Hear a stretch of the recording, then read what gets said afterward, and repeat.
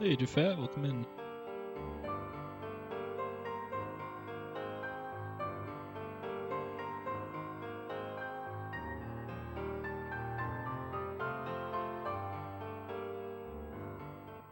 Hey, JPO, thank you.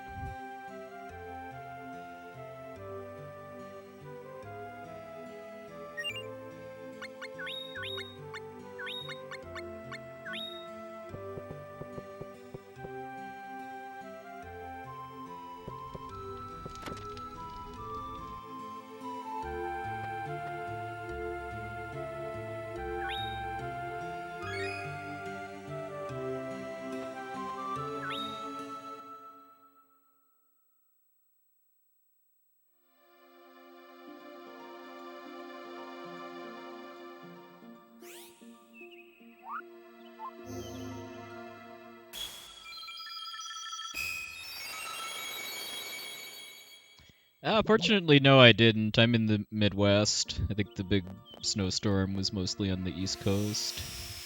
US. Hey, Minnie, welcome in.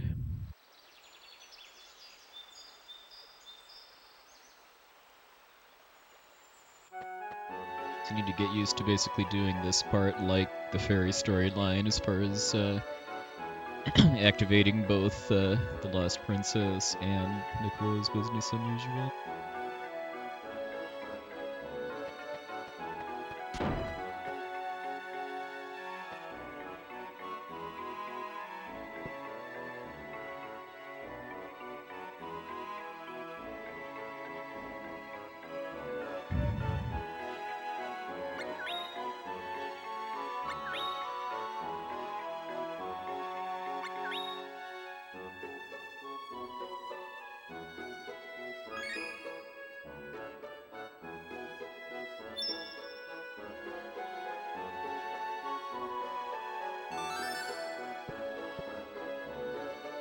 Yeah, the Jumi story is my favorite one casually, although as a speed run it has some issues that become fairly obvious once we really get going with the Jumi's quests. Namely, there's just a lot of cutscenes and downtime.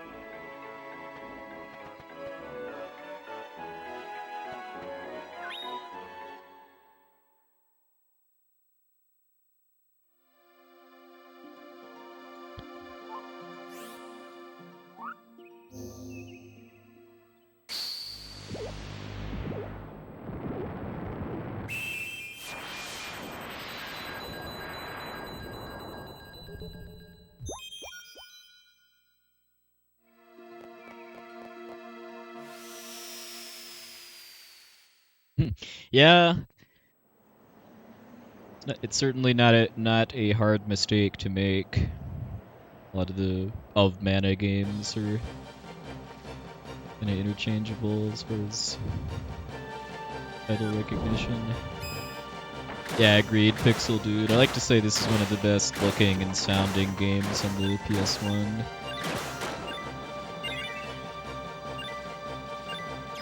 Definitely helps that it's all 2D sprite work and pre-rendered backgrounds instead of 3D polygon models, which helps it age considerably better.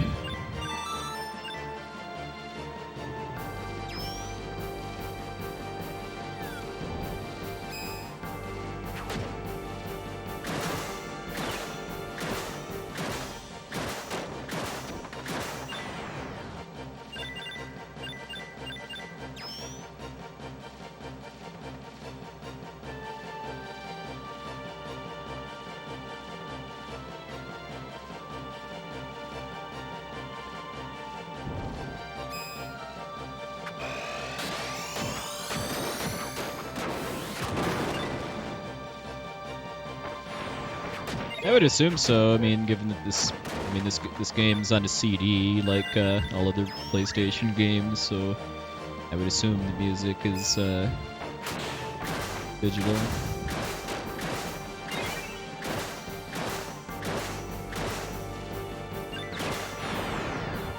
Going to be extra greedy when it comes to grabbing the item drops, just because I do need to buy a weapon upgrade. At one point where the money for affording it's pretty tight.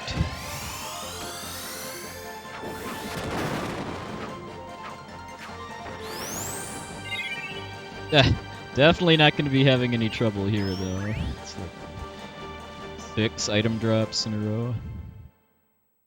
Hey, Himlater, thank you.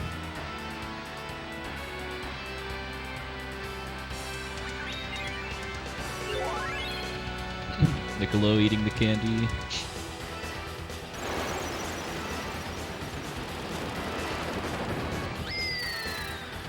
Forgot to do something I was going to do before this fight, which was to equip a jump.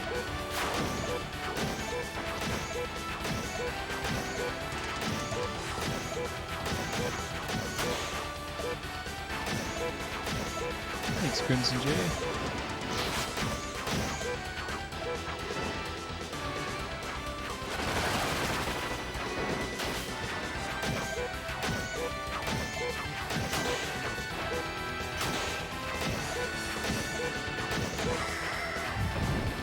That was a little slower than it should be, so I forgot to do a menu beforehand, but it's all good.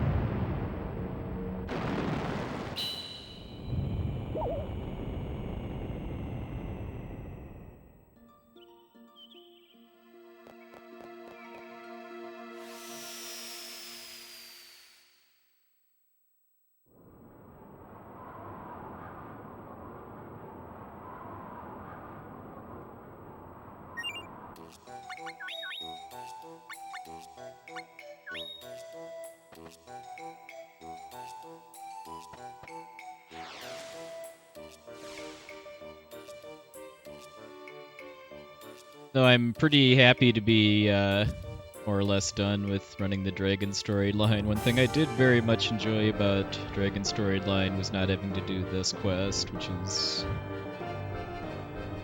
about 5 straight minutes of cutscenes.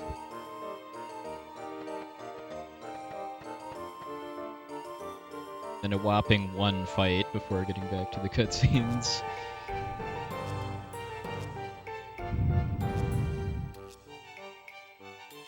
Even though this is more or less kind of an introduction to the Jumi storyline, you have to do it in the Faerie storyline as well because of it kind of gating access to Faerie quests that take place in this area.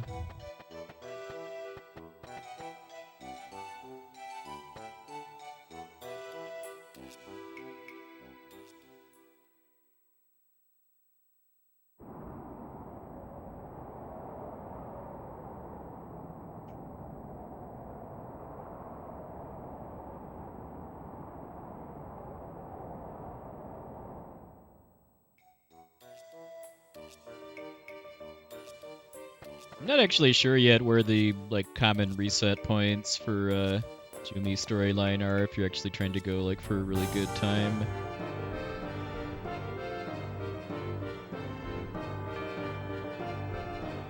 Like, I do know that the absolute biggest source of RNG is in the final dungeon, which, so I mean, I don't know if I'd call that a reset point, because it's like 10 to 15 minutes from the end of the game, so it's not really something you're gonna commonly reset over if it goes badly.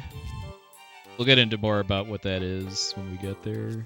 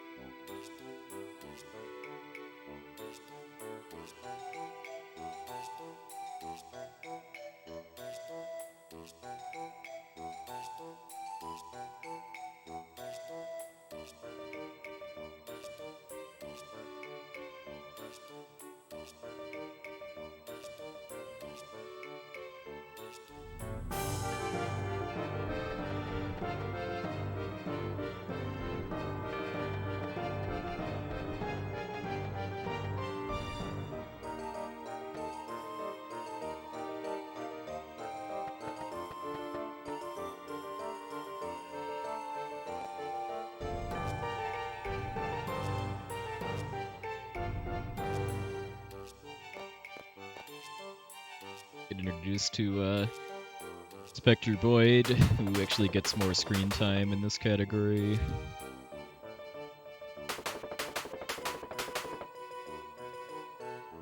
Like RPG Chick's nickname for him, which is the Great Mouse Detective.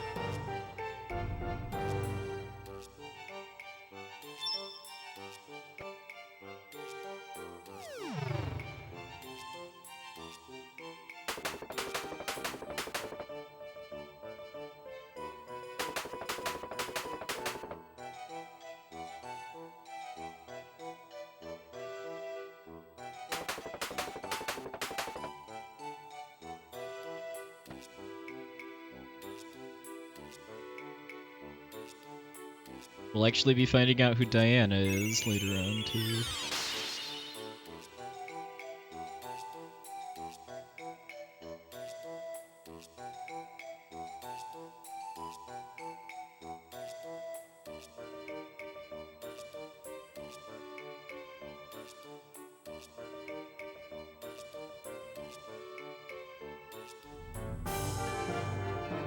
Hey, Corrigenda. Welcome in, and likewise.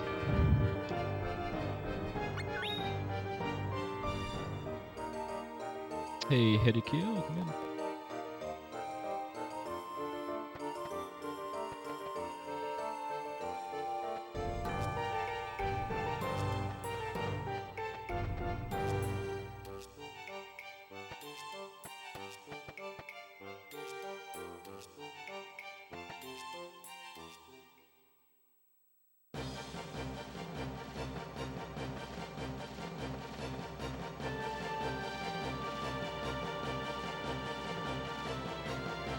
Light skip there by hugging that corner.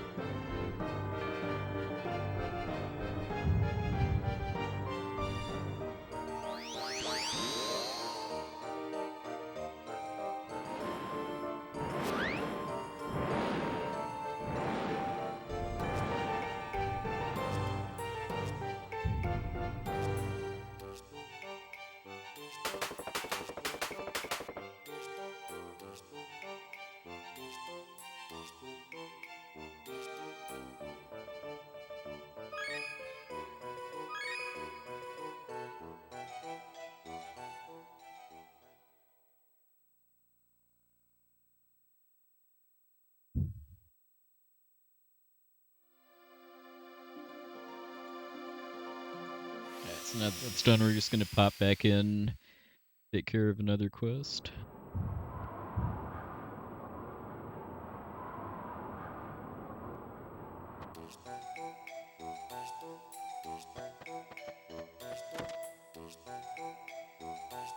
I need 300 lucre in order to be able to afford a upgraded hammer. Gonna be absolutely no problem because of all those drops I got on the highway.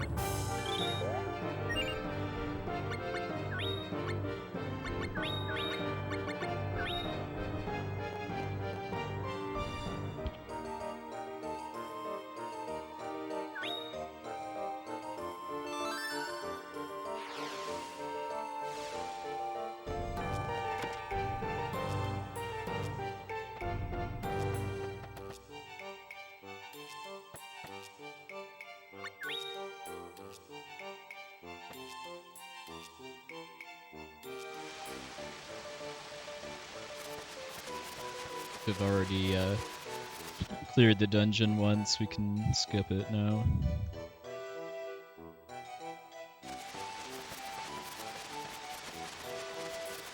Have to wait for a time-based event trigger now.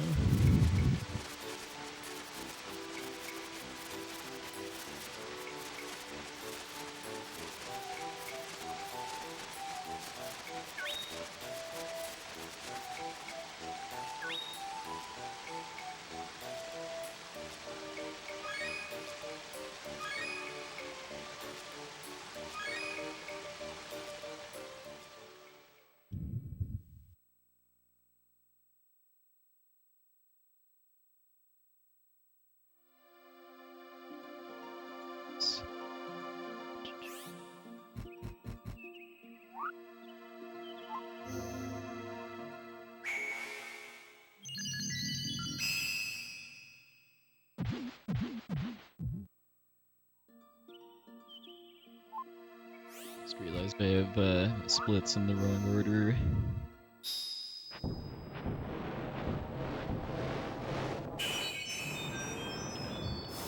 To fix those after the fact.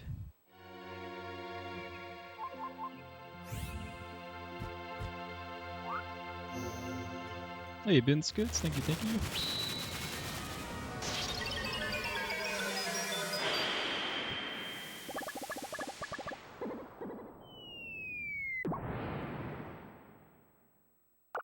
Hey, Zypher, welcome in.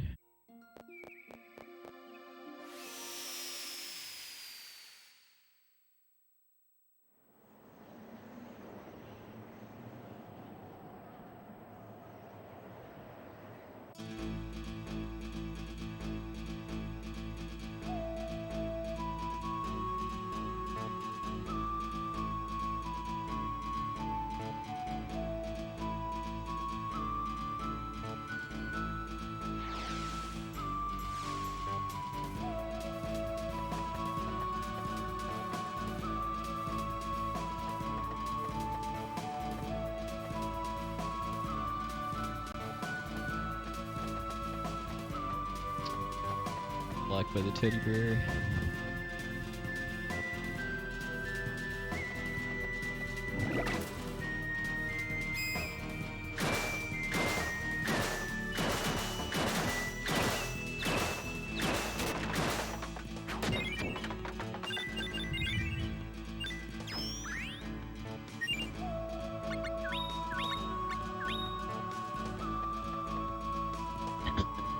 equipping the same ability twice, because that actually doubles my learning rate for the next counter ability, Counter Strike.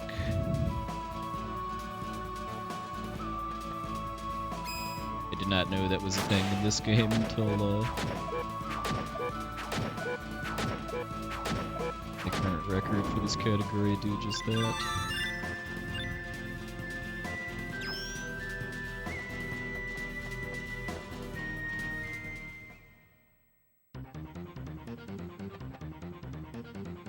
If I did everything right, I should learn Counter Strike off of this fight.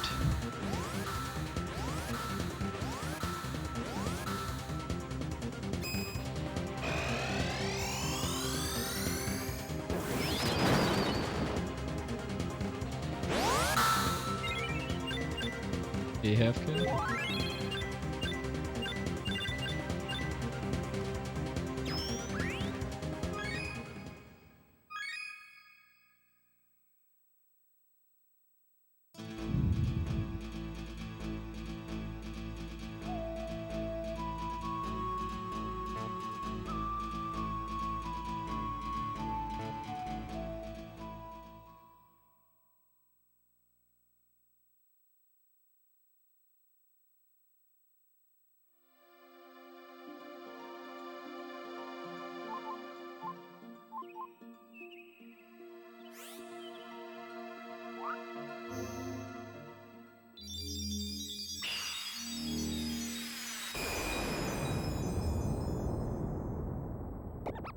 Hey, this happened. Thank you, thank you.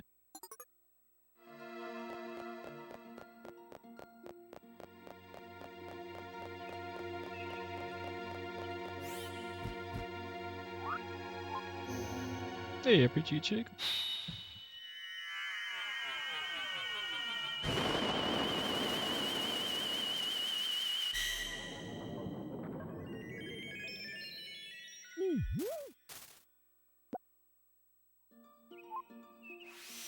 So we're kind of starting a quest here, but we're not. But not really. This is just to speed up the Lost Princess.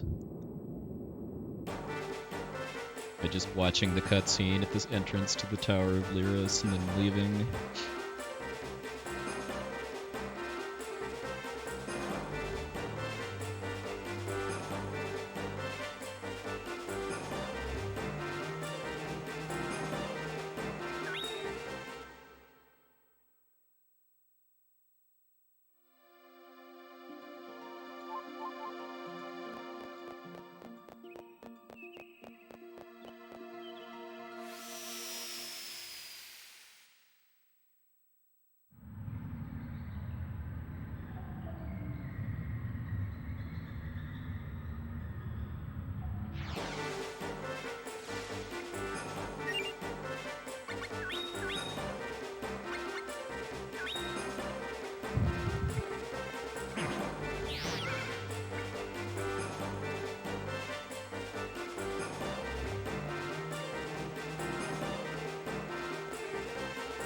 Yeah, a lot of the routing for this is pretty cool. It's just a shame that there's just so many cutscenes and so many jewel beasts.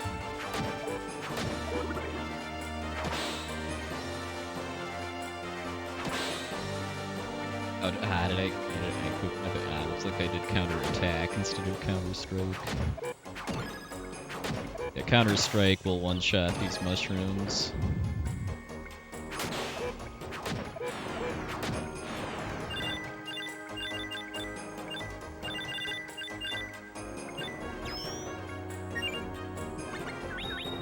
Okay, that's better.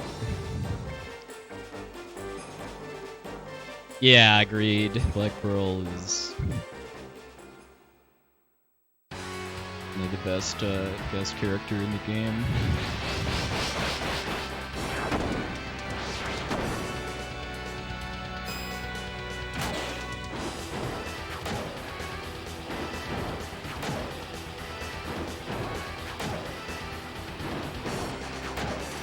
Yeah, for sure.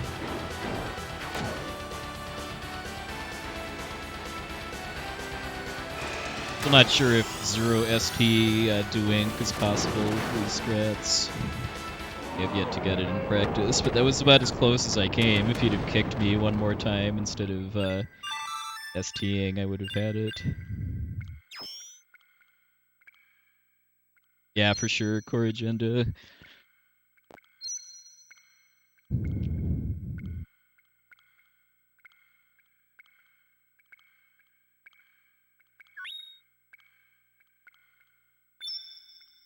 I like how they took the kind of really just cartoonish sprite work style from like Secret of Mana, and then kind of cranked it up a notch as far as combining that with these really gorgeous kind of storybook style pre-rendered backgrounds. The power of the PlayStation.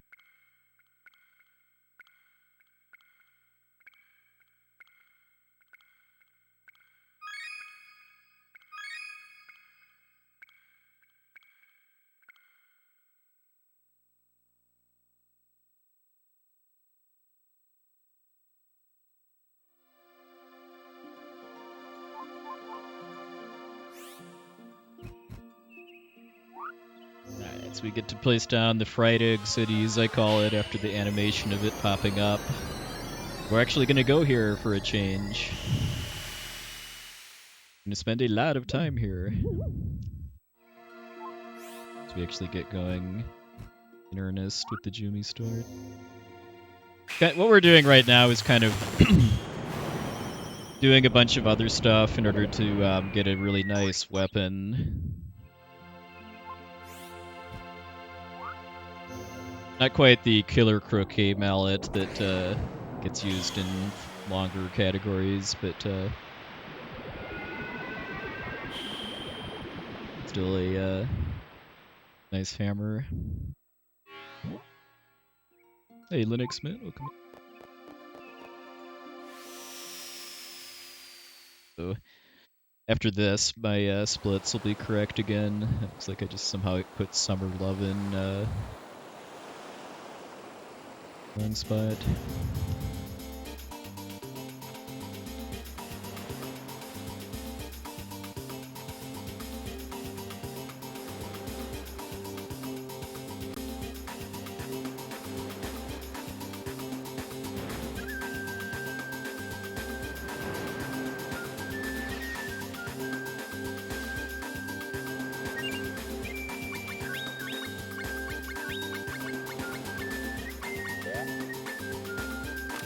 I don't have Big Bang yet.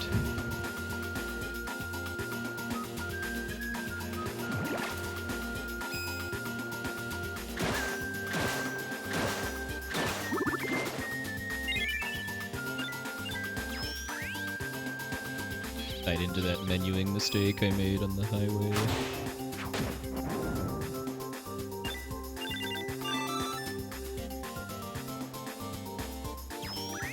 There it is.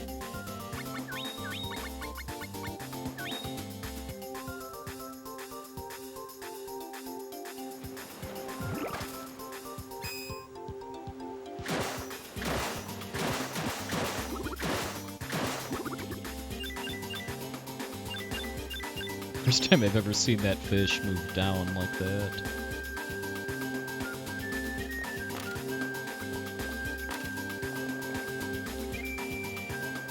Optimally, you get through this whole area without stomping any crabs, too, just because they're one you hit wastes a bit of time.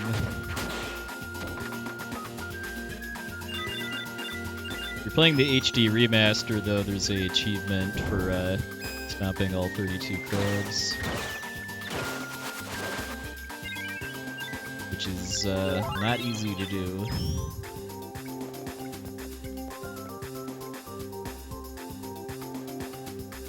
Yeah, painful flashbacks to pro bass fishing attempts in FF6.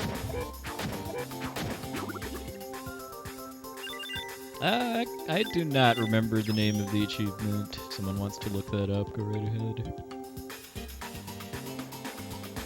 Yeah, oh yeah, agreed. Linux Mint. I mean, the HD remaster is how I recommend playing this game in 2022 and beyond. In addition to being more accessible, It has some nice quality of life improvements too. I wish it had more, like just better in-game help for some of the more obtuse systems in the game, like the weapon crafting and stuff, but there isn't really anything about the remaster that I'd say is worse than the original game.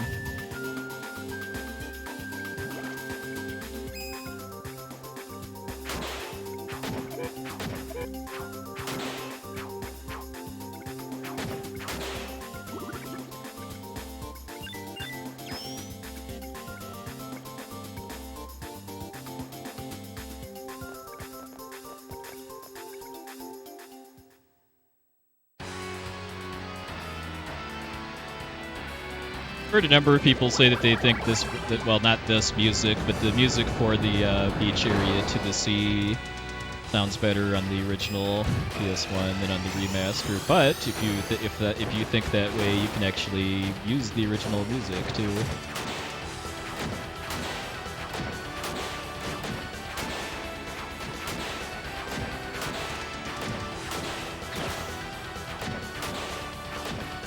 Yeah, my splits are a little screwed up at this point. Somehow Summer Lovin' ended up 2 splits early.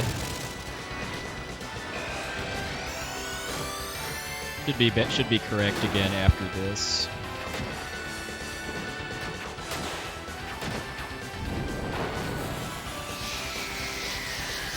Yeah, it was live split would not let me move the split without stopping the timer too. I know you can edit text, but since I have the graphics associated with it, I'd rather just move the segment. I'll take care of that afterwards.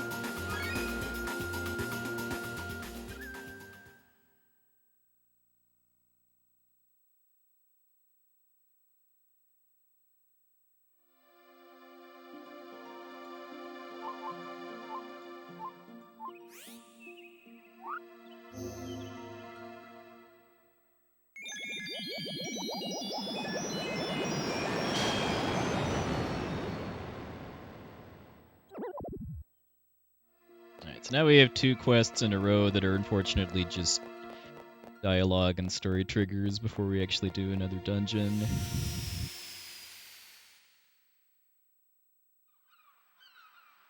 Get some more screen time with the Great Mouse Detective in this one, though.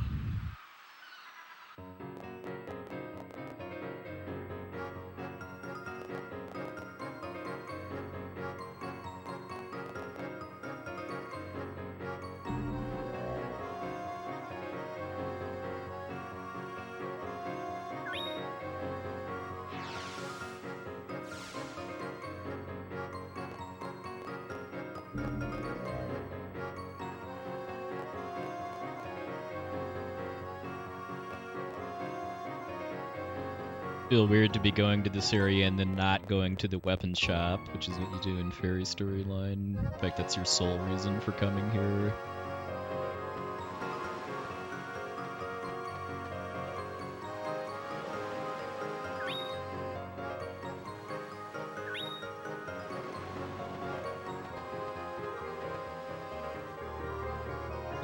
Totally used to where the dialogue ends in some of these conversations too.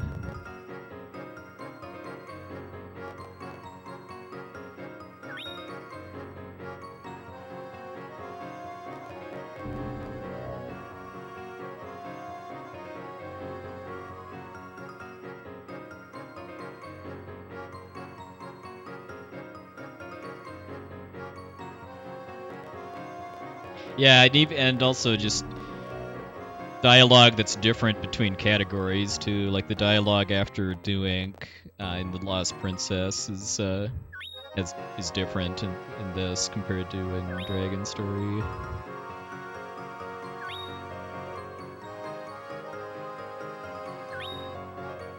This trigger right here took me a long time to figure out casually too.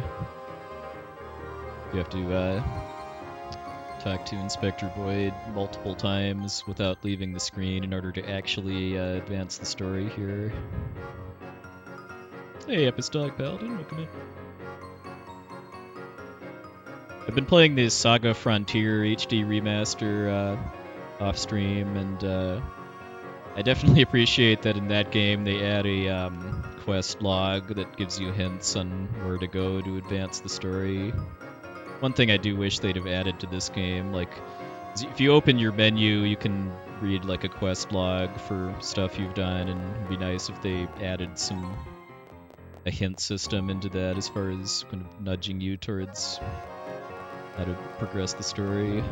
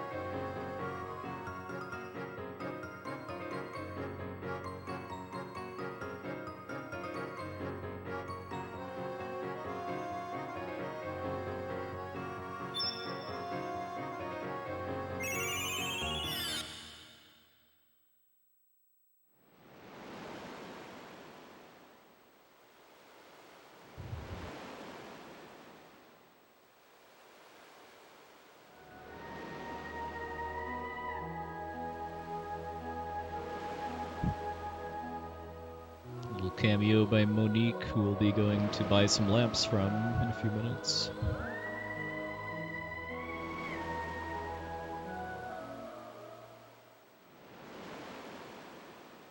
One thing about this game I'm a big fan of is that there's a lot of continuity with NPCs in the world and kind of where they are and what they're doing, and almost none of them are just only used once and then never again.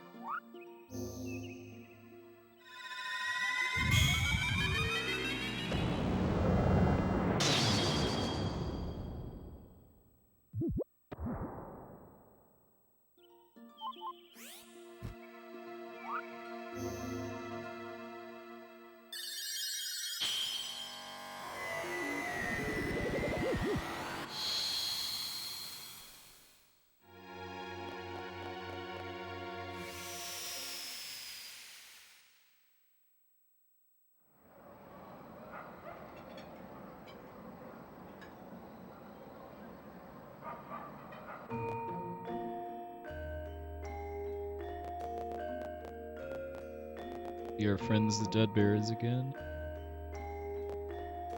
Where we'll be buying our gold hammer that's going to be our weapon for the rest of the run.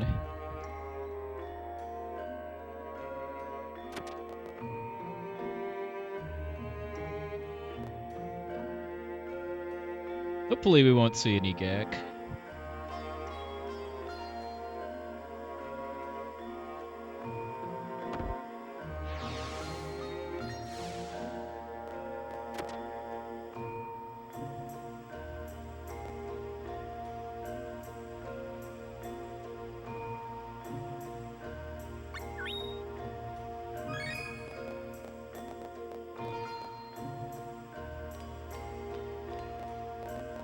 Yeah, I mean, you just go back and talk to the puzzle guy, right, in order to reset the bears if you screw up.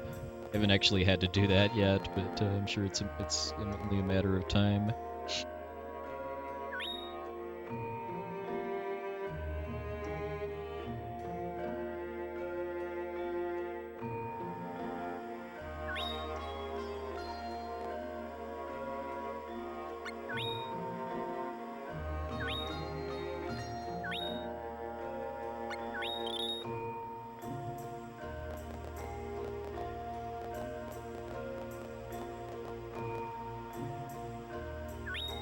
Yeah, it's something I'll actually practice if I ever run this game for any kind of like marathon or race or otherwise no reset situation. Along with what to do if I pick the wrong options before getting the Jade Egg. You know, then you have to go find Elzul somewhere else.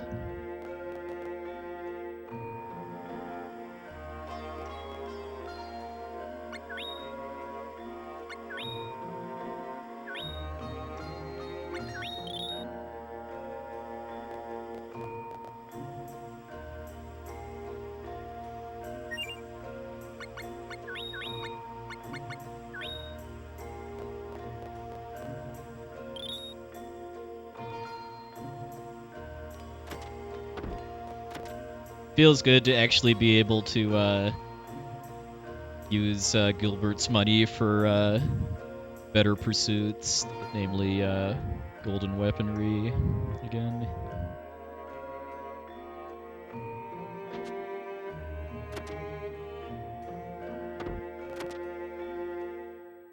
Yeah, I know messing up the tavern dialogue is pretty costly too. Like, I heard somebody say it's like 40-ish seconds or so.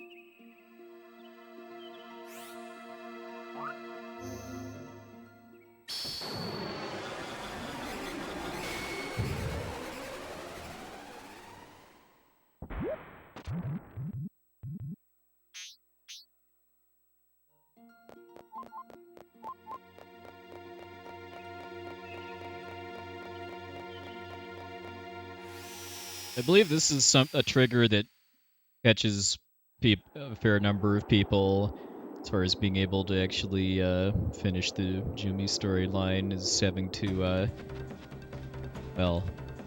to either pass or fail this quest called Reach for the Stars.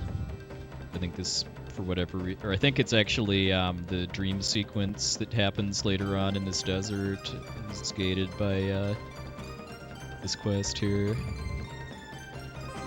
In order to do what we need to do, in order to get past the story trigger at least, let's talk to Kethinja, I think her name is, and then just leave.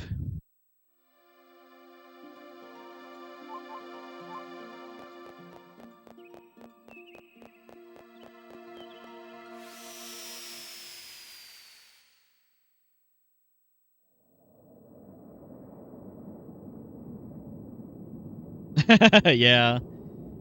Do we actually see that in speedruns, or is that just in a side quest?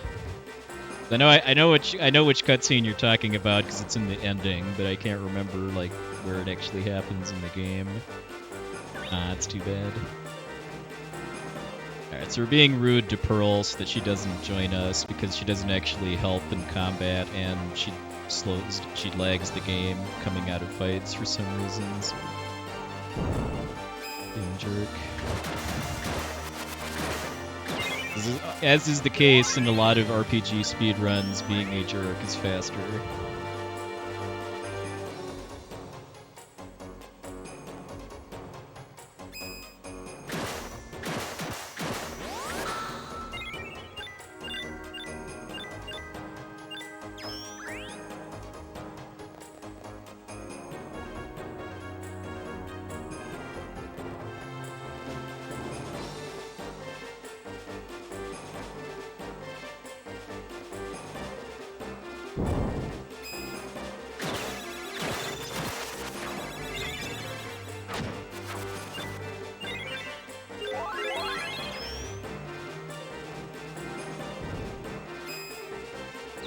Oh, my pleasure. How do I not have level equipped? These ducks have so much help. This protein's a nice team.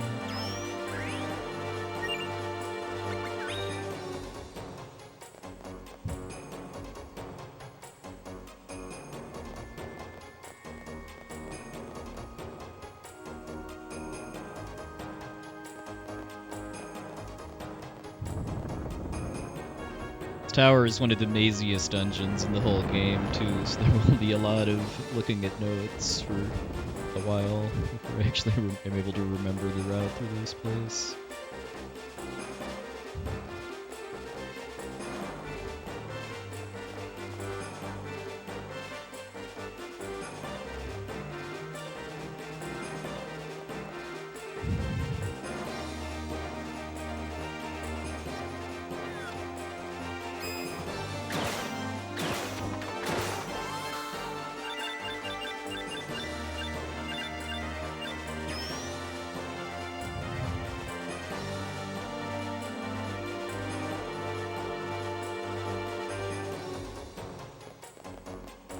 Hey, Brian Blight, welcome in. Glad to have you aboard.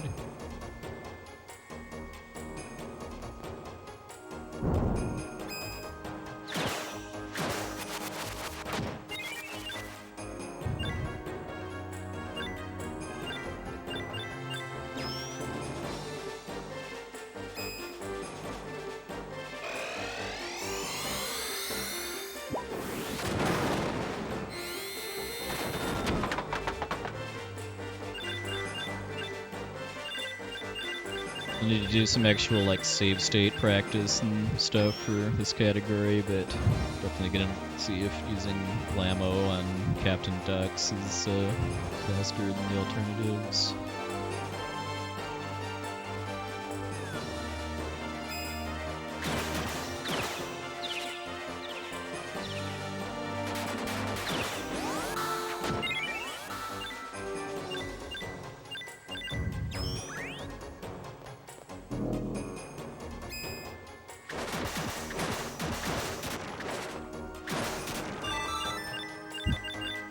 I like that we get to fight both of the monsters that we need to farm weapons from in the Dragon storyline in this tower.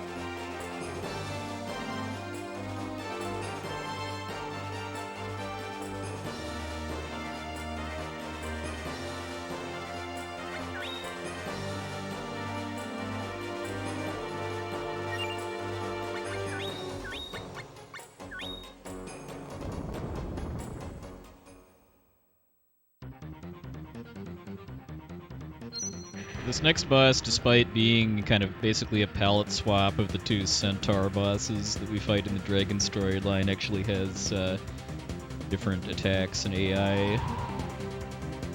Kind of surprised they chose to have it in here instead of the Dragon storyline, where you just fight the same boss twice, basically.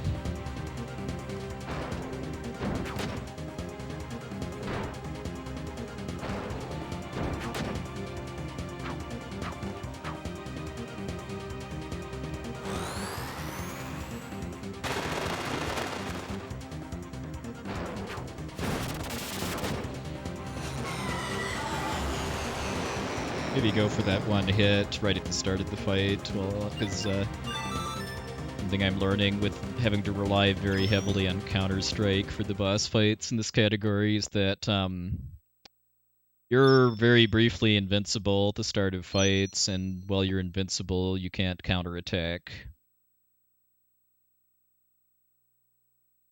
Quite a few fights. I think it's more optimal to do a regular attack and then set up for counter-striking once your iframes were off.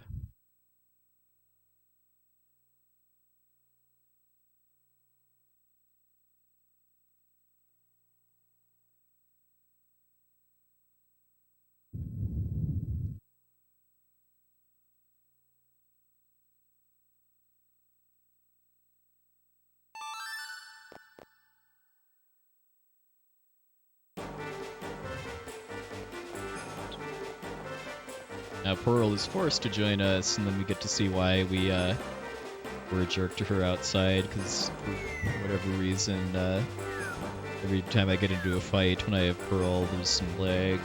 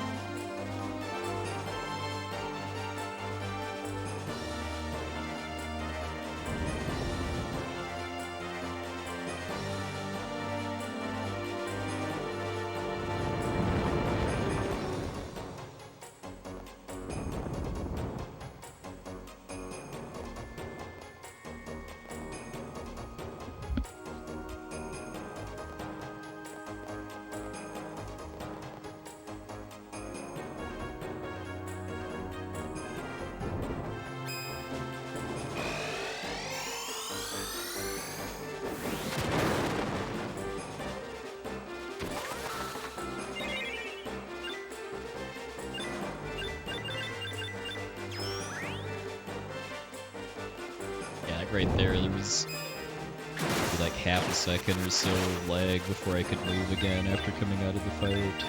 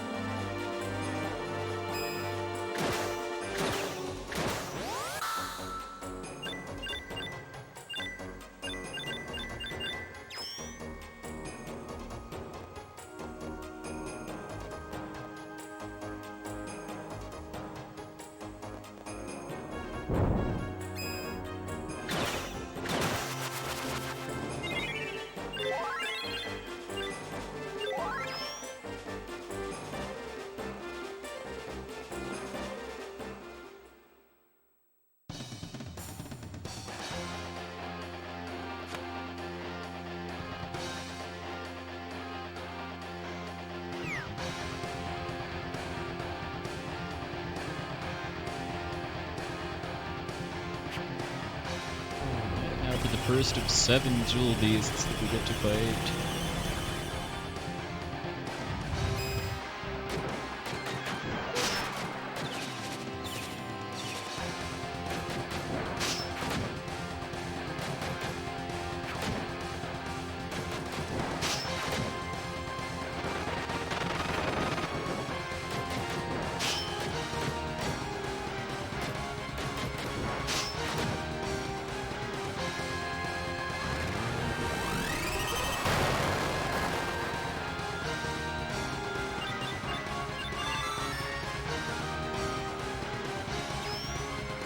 Well, the end of that was a little messy. Like, I probably should have just tried to finish it off with some power hits instead of another counter strike, just because it charged at me and wasted a bit of time. Okay, I could have sworn I've actually hit it a few times when it's doing rushes, but it feels like that doesn't happen very often. So yeah, if that's not the recommended strategy, then stop doing it.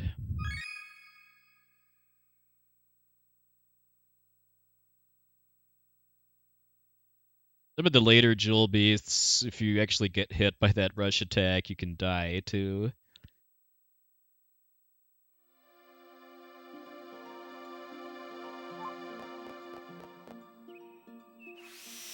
Going in and out of our house now just to advance the calendar day. This next quest we're starting is where the day of the week actually matters.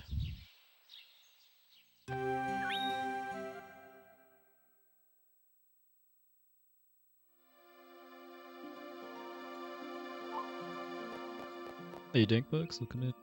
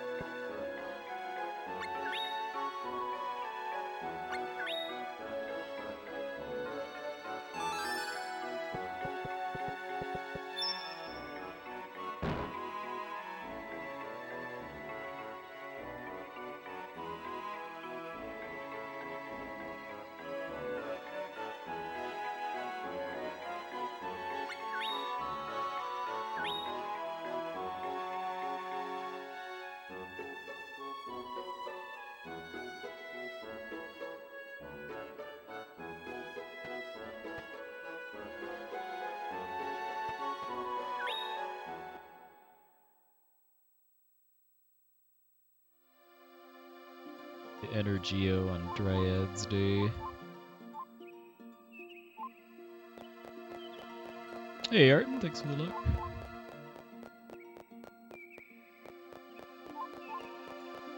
Be Dryad's Day when I go back to Geon. Alright, there we go. This day of the week stuff is picky, but it's consistent. There's no randomness or anything, so it's just up to you, the runner, to execute the route correctly for it to be the right day of the week and need it to be.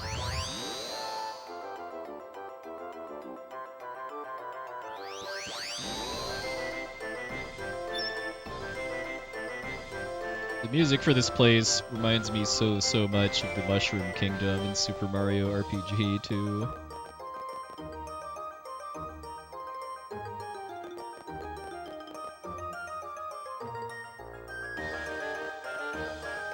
This way, this way.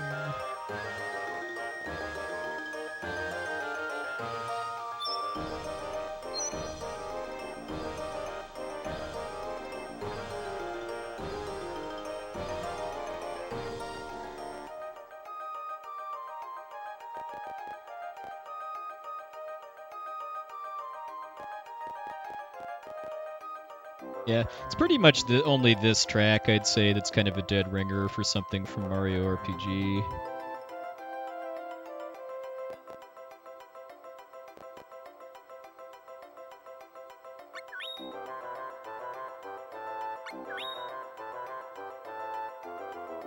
Hey, Cheddar.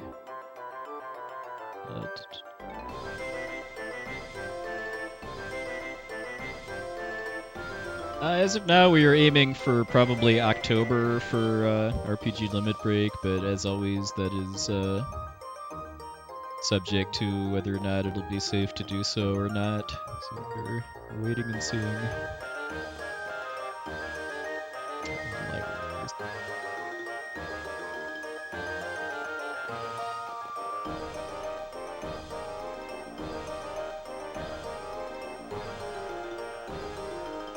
What kind of teacher calls students dirt to their faces, by the way, too? This is not okay.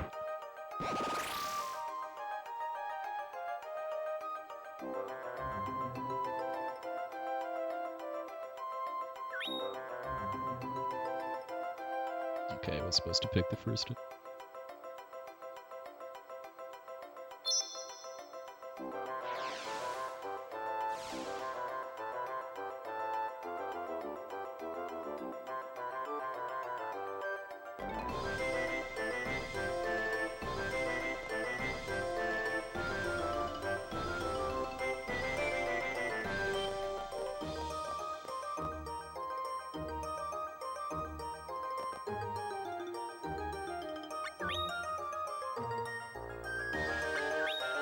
Every time we stay at the inn here, it advances the day.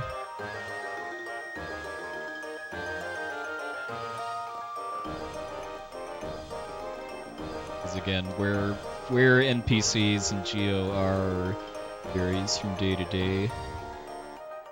Some of the conversations we need to have to advance the story are only available on certain days.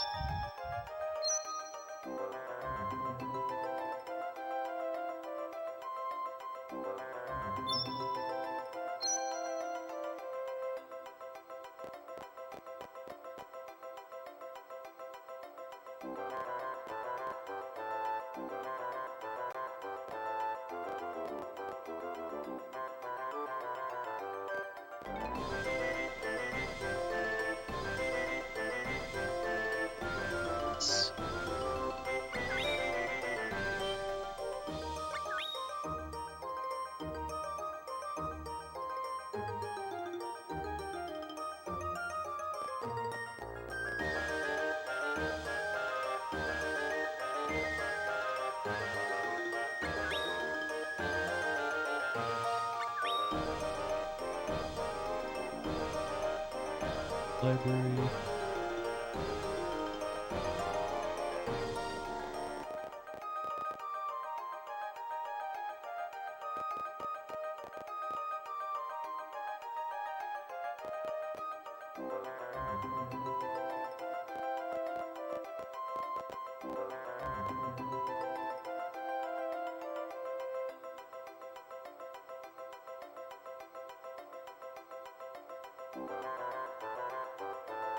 A little slowly here just because I need to pick the second option for the prompt, and I don't remember where it is.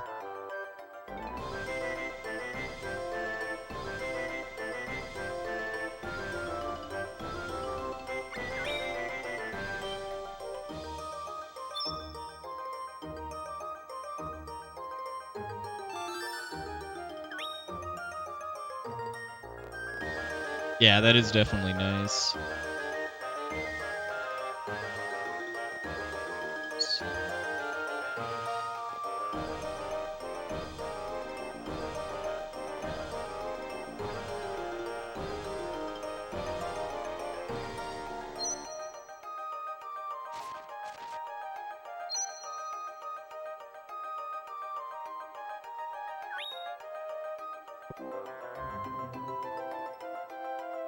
Saying a bit earlier though that like it would have been really nice if they'd have added a kind of a quest log, kind of like they did with Saga Frontier HD Remaster, just to help players that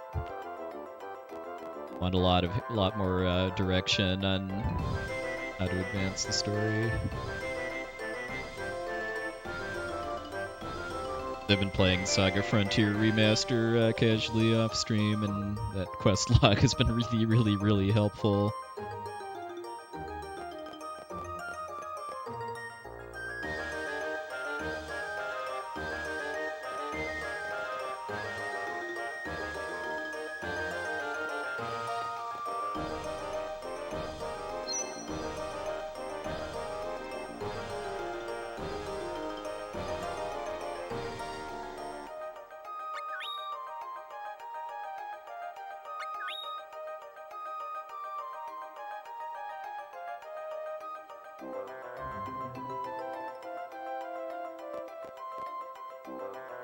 Yeah, same. The Jumi storyline is the best characters and lore, in my opinion. I'm glad that they picked that for making anime.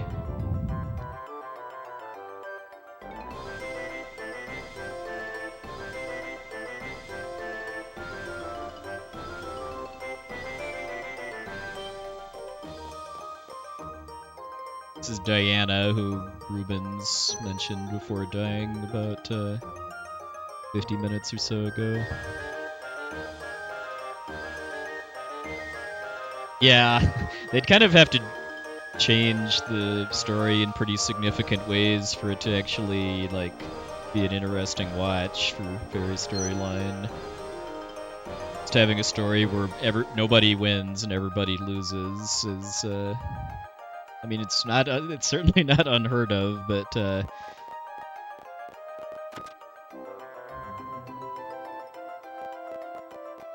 even if they keep that aspect of it, I still think they'd need to change some things about the story to make it kind of work as a narrative instead of as a game.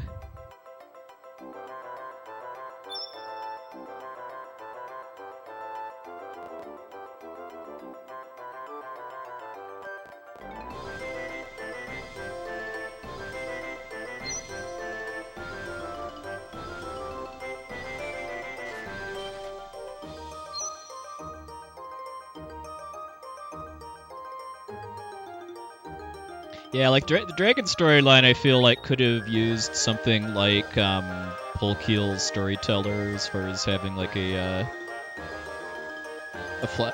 in-game flashback with some more history about Lark and Sierra, like they did with Escad and Dana.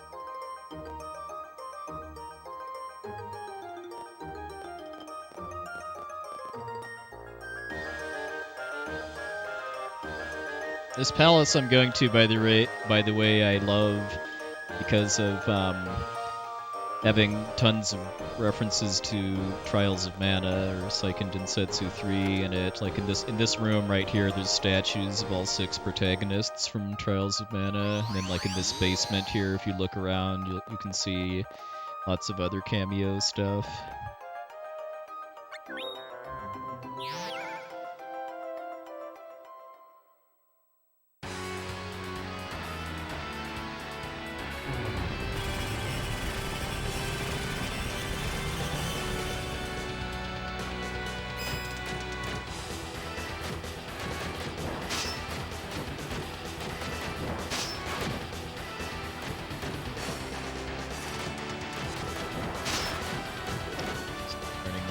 To tell when it's going to charge at me versus bite.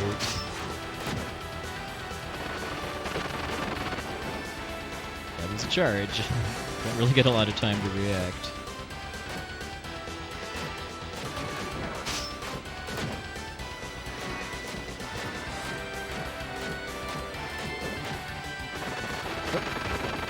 Oh.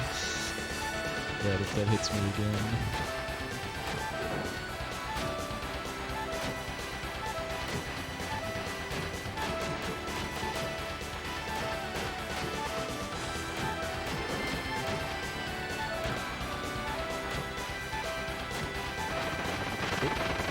Okay.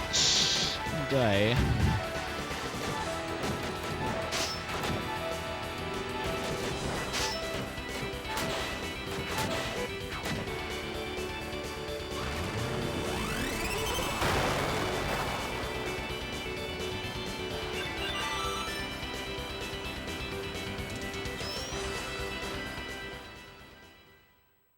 For whatever reason, that's the only Jewel Beast that has the first boss theme instead of the second one. All of the others have Darkness Nova instead of Pain the Universe. Maybe it's a bug or something. Hey, Metric. Yeah, they're technically made of jewels, and if you actually look closely at the sprite, you can basically see kind of a humanoid figure built into its tail. Like, I think the lore is that the jewel beasts are Jumi that got corrupted and turned into monsters. Borrow trauma. Well, it makes me think about Trauma Center.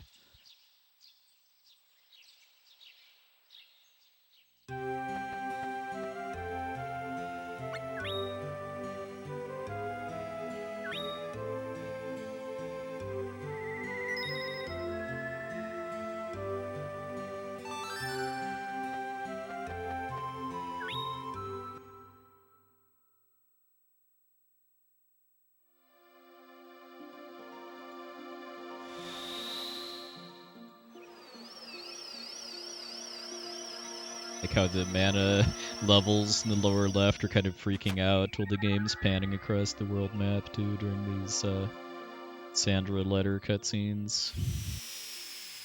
And for whatever reason, when one of these cutscenes happens, the game just makes you re-enter where you came from. Maybe it needs to clear some memory or something like that.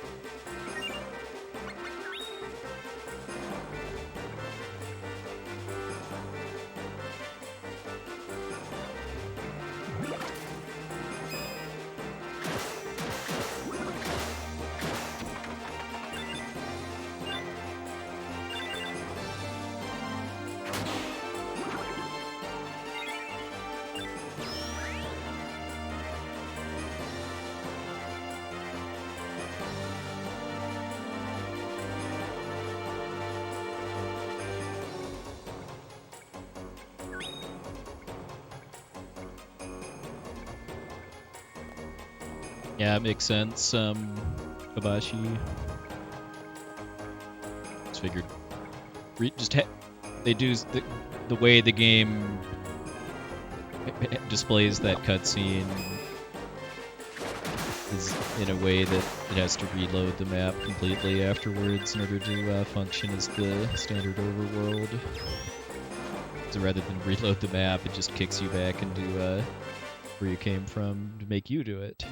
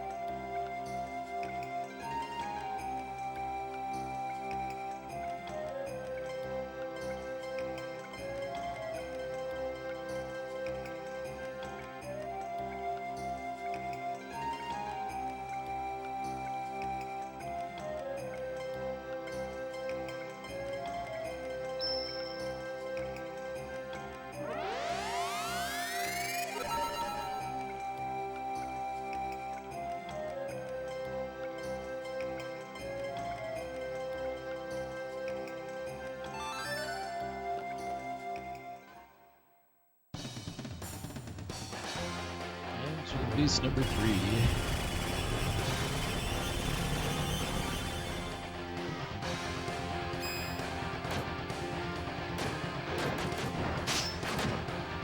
When it goes backwards like that, it's pretty much always going to be biting.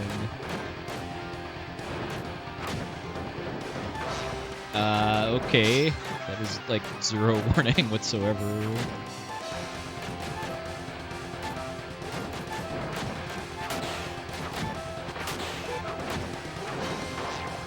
Okay, I guess Black Pearl gets the kill.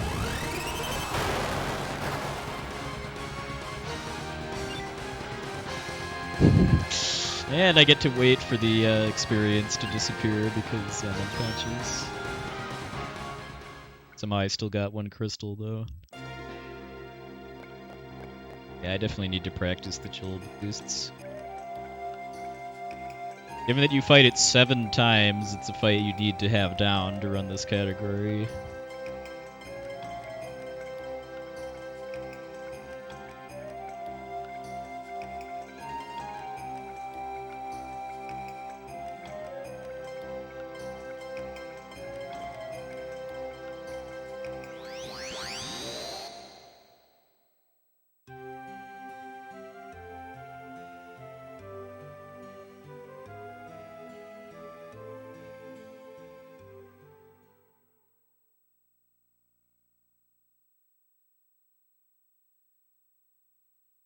Now we need to do a bunch of running around inside our house in order to get Elzul to leave in order to be able to advance the story.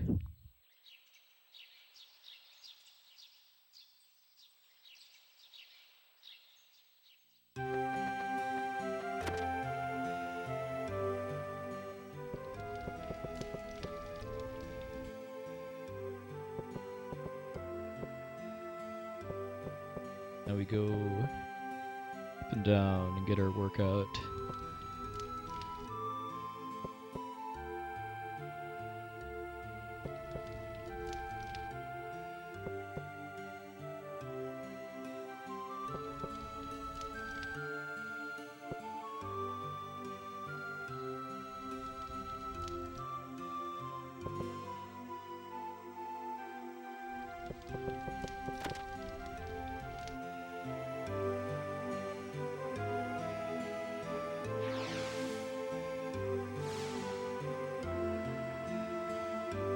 Yep.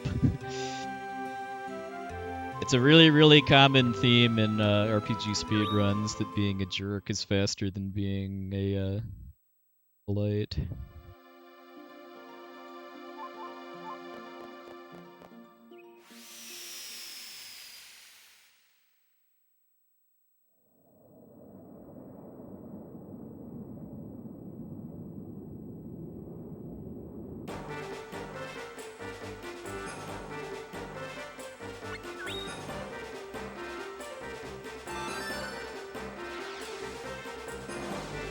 Buy this and the Lucky Clover don't have the jewel behind the title card is what I want to know.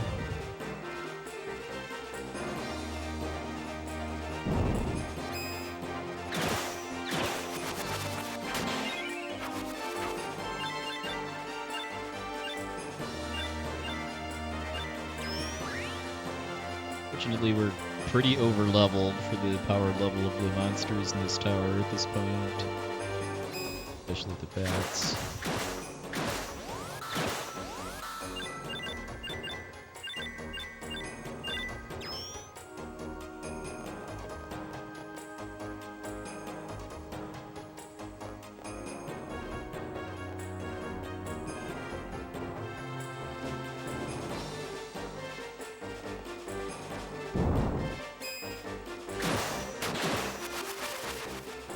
Hey, Elzul wants some candy too, I see.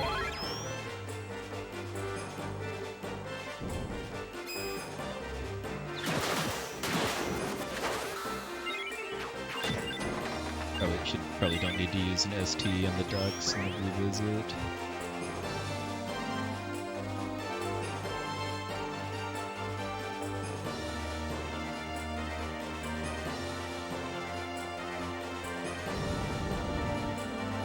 Hey, Cheshire Cat, come in.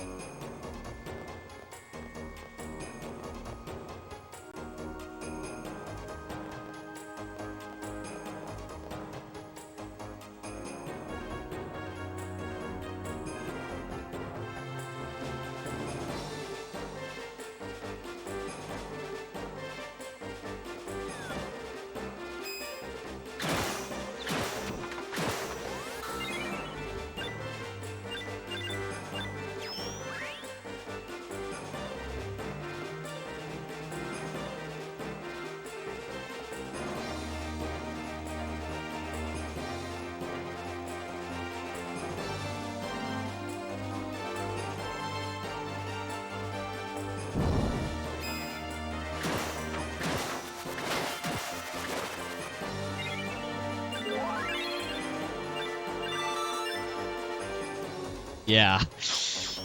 For a dungeon this complicated, that is very much appreciated.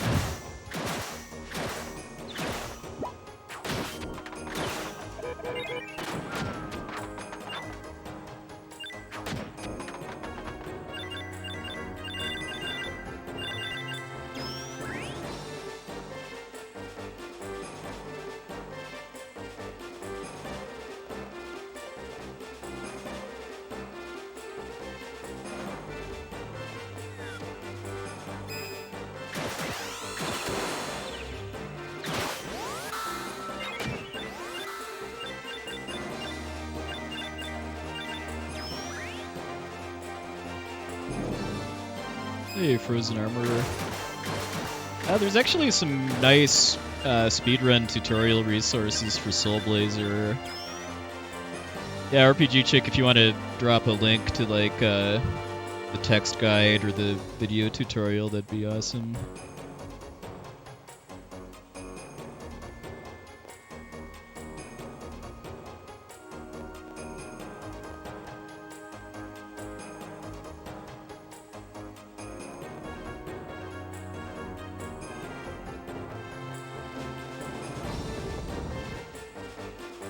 I know if you go to Elmagus' YouTube, it's not too hard to find because he doesn't really have that much stuff on there. I'd have to dig a bit, I think, to find the text guide, though.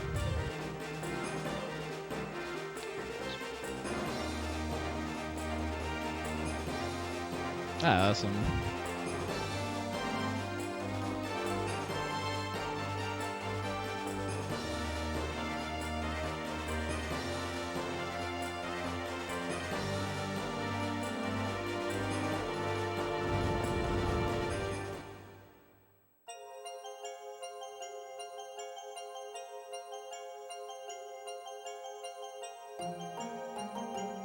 Yeah, I'll be doing some speedruns of Soul Blazer this spring too, just because there's an annual community race. Usually sometime between March and May, in honor of a member of the community that passed away back in 2016, and I always participate in that. Hey, Rotostorm. Yeah, there are some rough parts of the Soul Blazer speedrun, but there's a lot of nice safety strats, along with the fact that if you die, you just you don't have to start over. You keep going.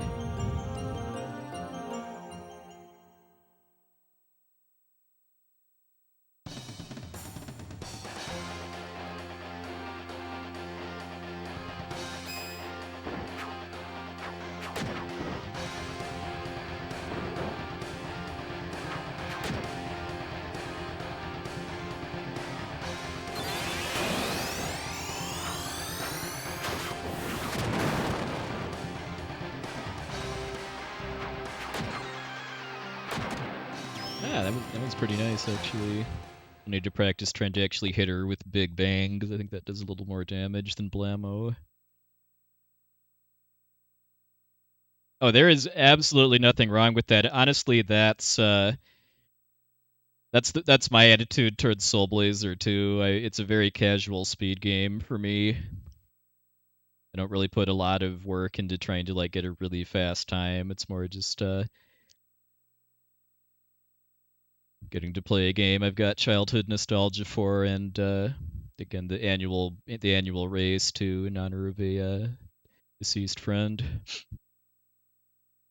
You can fight Elazul here. Interesting. Is that just based on the dialogue choices at the top of the tower?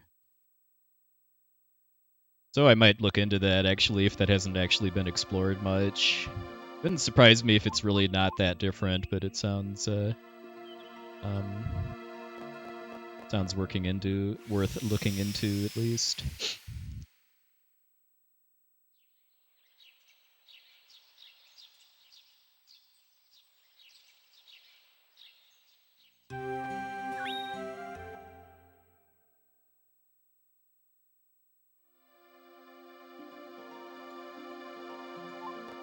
So why do we enter and leave home at that point? Is that needed in order to get to Bud and Lisa. Or was that just a mistake? 'Cause I had that in my notes, but that's one of the few map navigation things that I don't actually understand.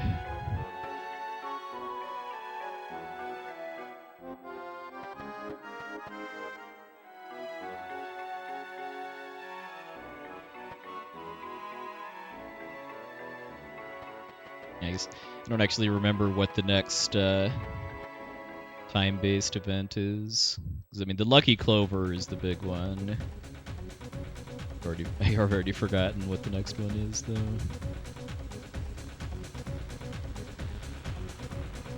Oh, leaving the house cleanly. Okay, so I guess that's more part of starting Alexandrite than anything having to do with this.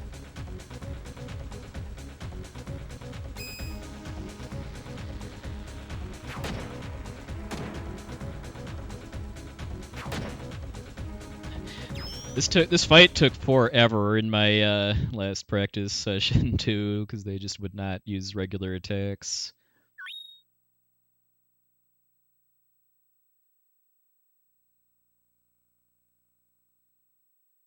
I was actually I was supposed to go to the tavern actually.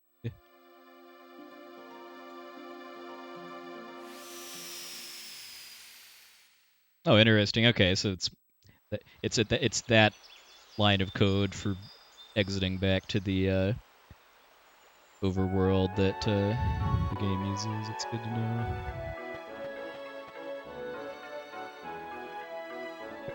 So I'll hit my split when I leave after this, because I was supposed to do this before Bud and Lisa. Oops.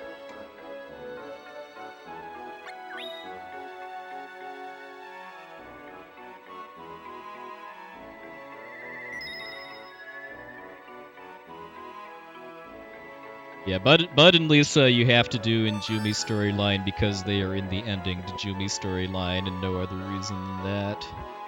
Kind of silly that they made that a hard requirement versus just programming a version of the ending that Bud and Lisa aren't in.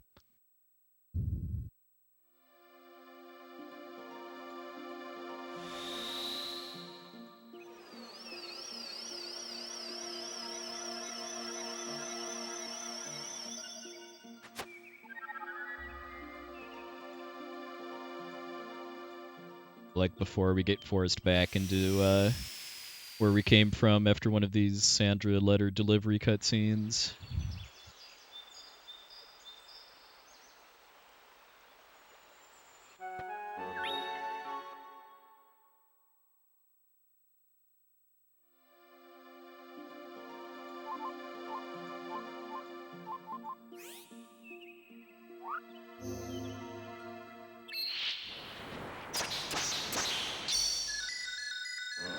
And it's sad that the snowfield area doesn't really get much love in I'm guessing in any category outside of all events. Get to just pop in and out here as part of I believe this is to get the principal from the academy in Geo to not be in his office.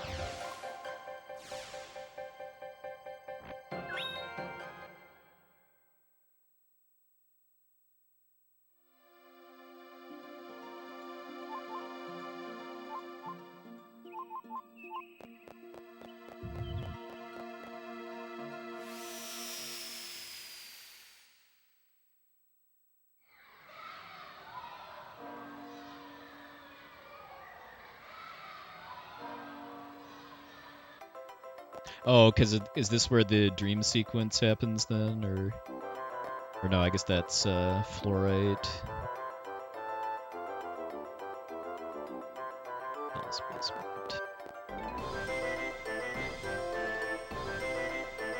Yeah, I know that there's a lot of there's just a lot of general kind of interdependencies on NPCs and maps being in certain states in order to continue the quest line.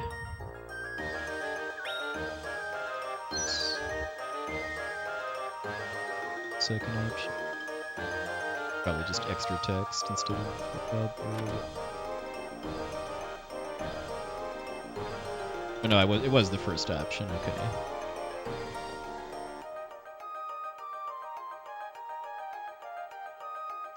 A big cancel. Okay.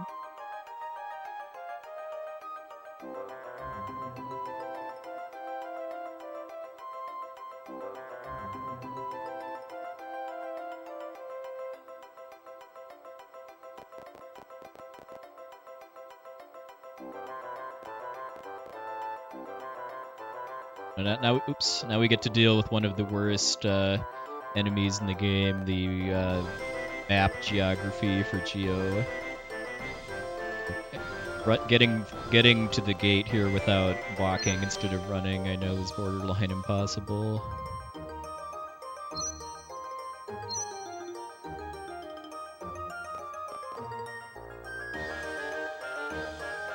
Open ship.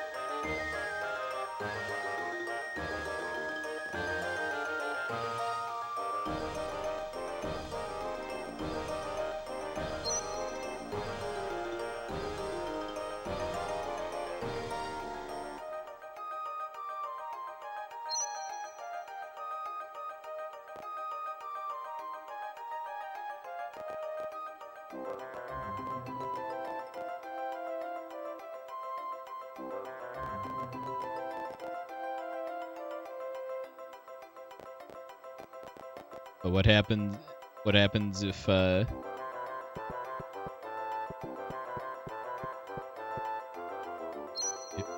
if they're in the jungle? Are you just not able to do this, or is it a lot slower?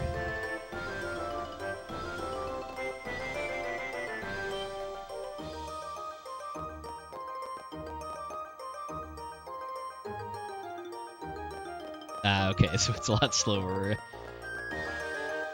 Yeah, and I'm assuming when you say very slowly, we're talking Tomato Man slowness for Dragon Storyline cutscenes.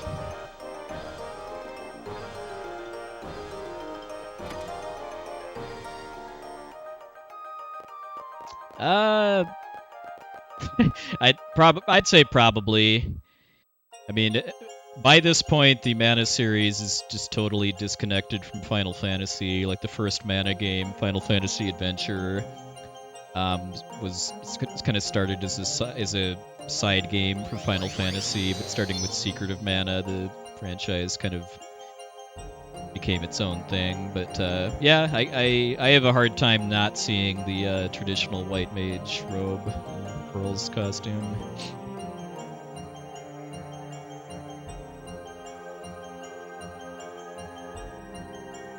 Hey, delicious.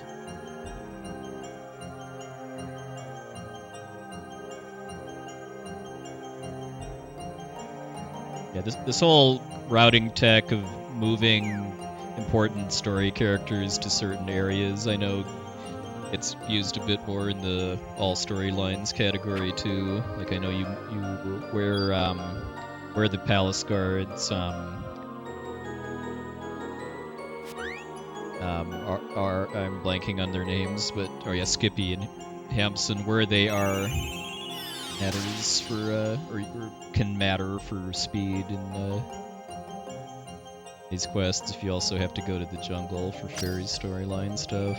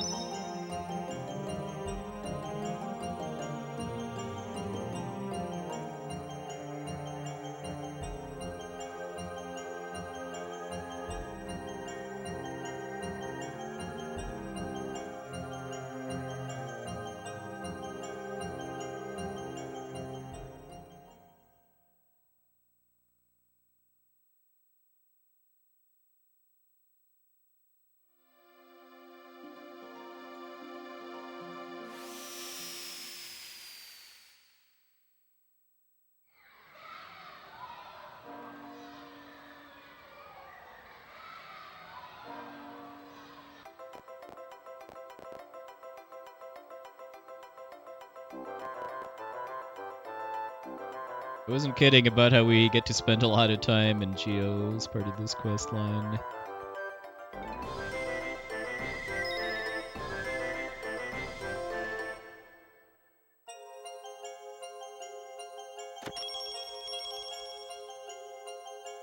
kind of done, I think, actually doing stuff in Geo proper, though. Mostly just kind of coming to and from Geo in order to start quests that we do the meat of elsewhere now.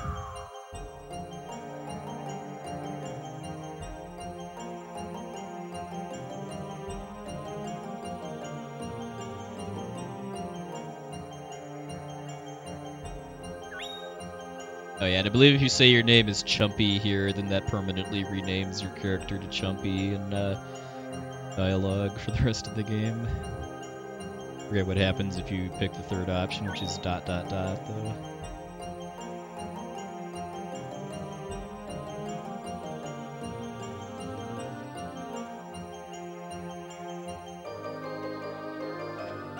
Now we get to pay to win, as far as paying Niccolo to teleport us around this stream version of the desert.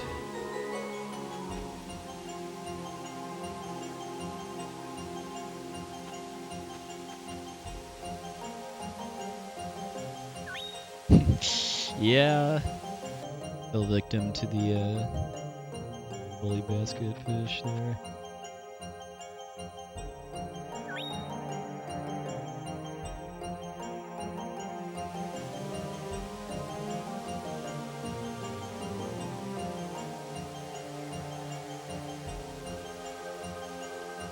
Oh, it's just stuff directly related to the Onion Knight. Okay, that makes a little more sense than anyone and everybody's calling you Chumpy. Hey, North Rex, welcome in. Glad to have you aboard. Back to Elazil and then Niccolo.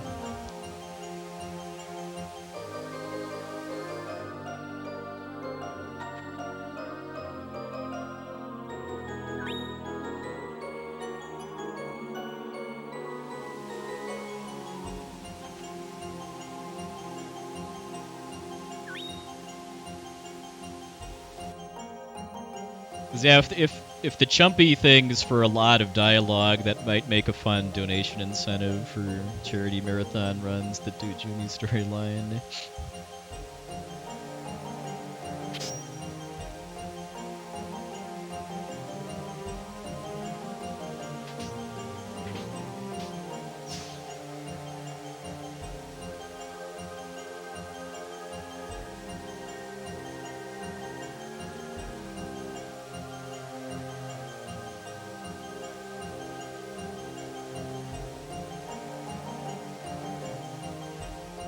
This time we actually do not talk to Niccolo, just go disappeared sand waterfall.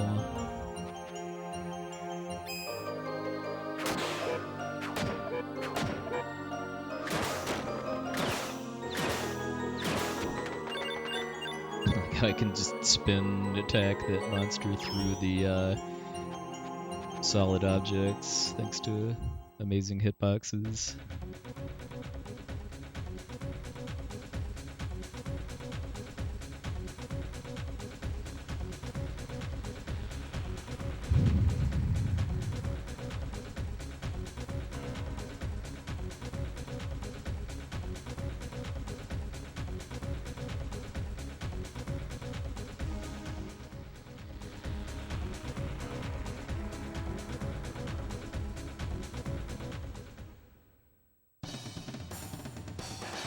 And just for good measure, we get to fight another jewel beast, just because, not because it makes really any logical sense in the story.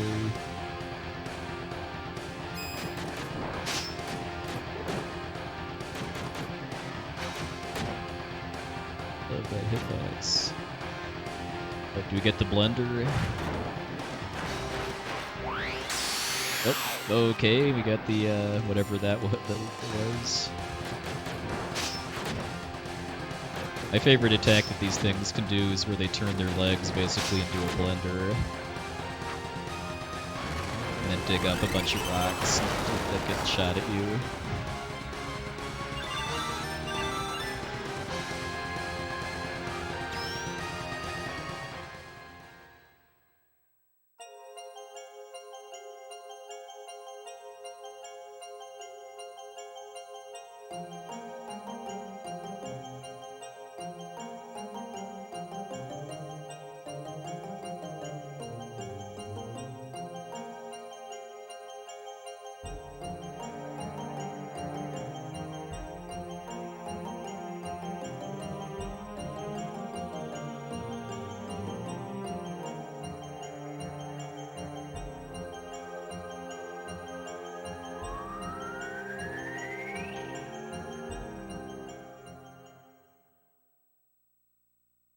Alright, so we're coming up on the final Jumi quest, Teardrop Crystal. And it's a doozy. We got a lot of cutscenes before we actually start the quest proper, too.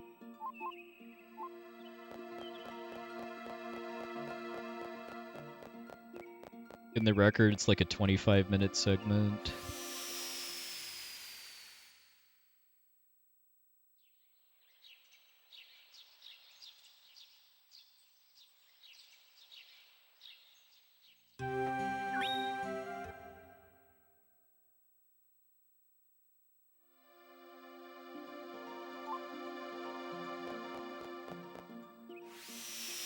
Now we can just get one of the just weirdest story triggers in the whole game, if you ask me, which is how you actually start Teardrop Crystal. You have to go to the church and talk to Inspector Boyd, and I don't remember there being really any obvious guidance in the game. That's what you need to do.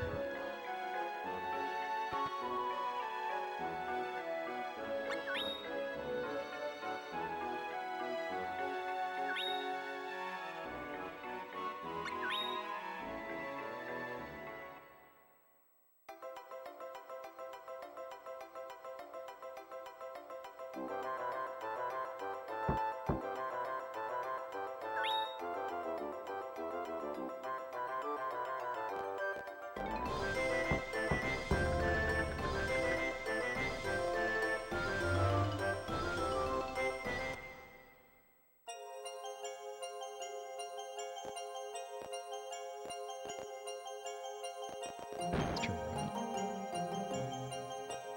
Hey, Mr. Gooey, welcome in.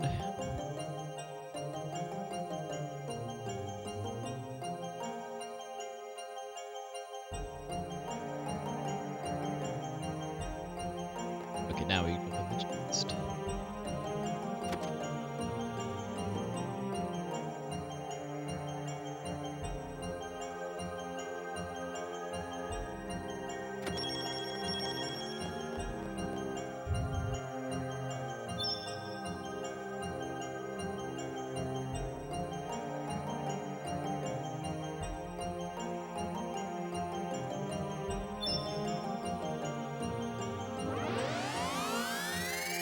Hey, Pixels ATK.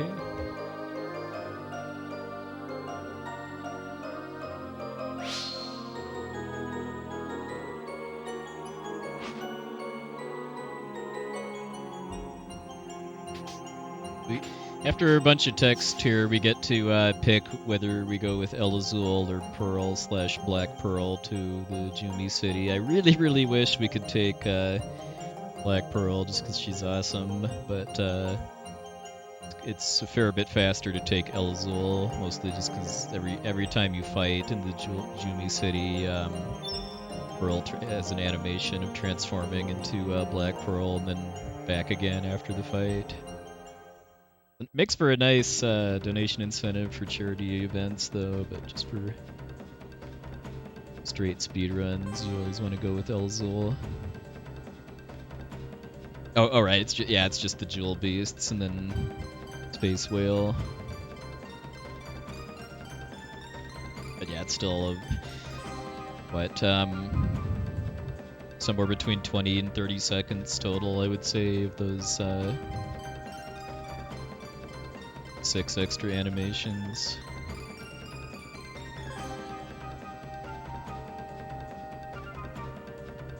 Yeah, I honestly don't remember about the golem on the top floor, because I know that golem has a boss-style health bar, but it doesn't actually play the boss theme when you fight it.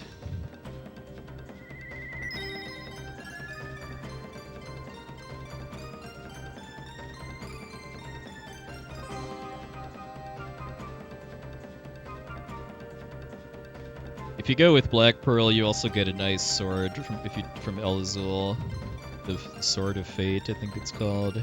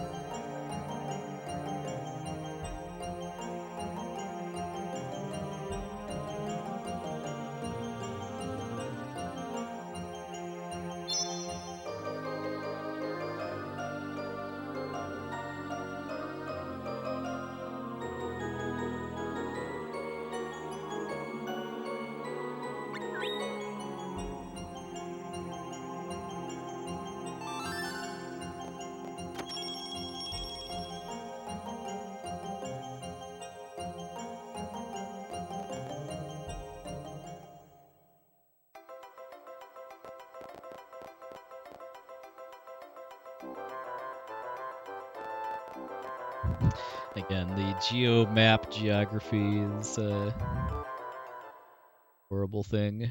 No, I don't think we'll be trying for Diamond Skip.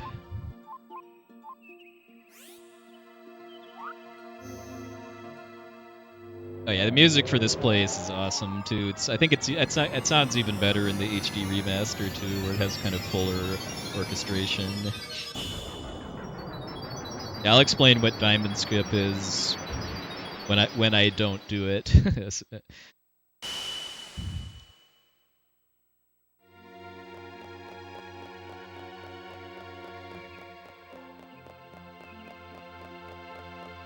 Thanks, Starbaki.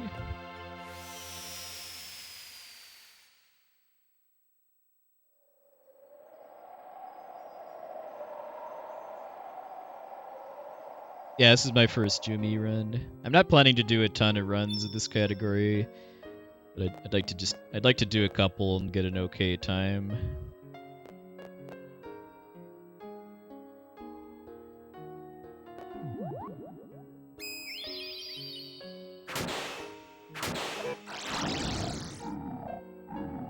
Snoozing on the job.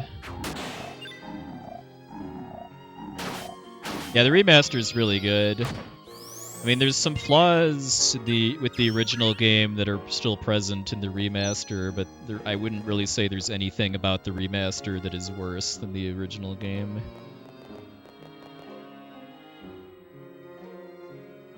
So the way that the Jeweled City works is that there's 3 gates that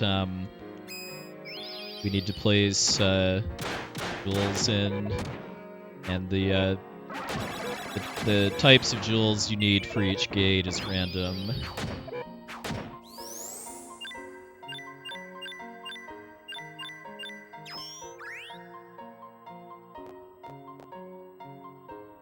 So it's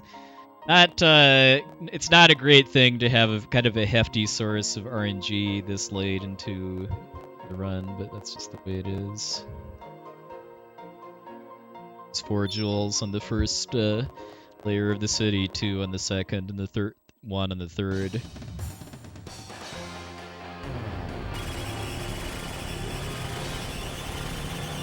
Yeah, I'm noticing that too. Just how much that the combat in this category focuses on Counter-Strike setups, I think is pretty interesting. It's something that's just not really not anywhere else. Even in like all storylines where you're still doing the Jumi quests, the fact that you have a killer croquet mallet removes a lot of the need to get good at Counter-Strike setups when you're just killing these bosses in like 1 to 3 hits or so.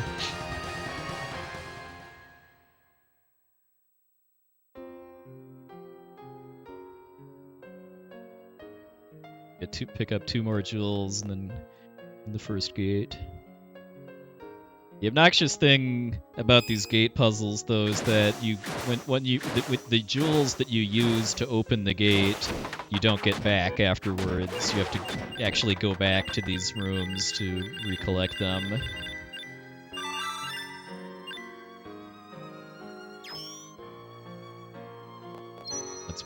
That's kind of why this is so random as far as how long it takes.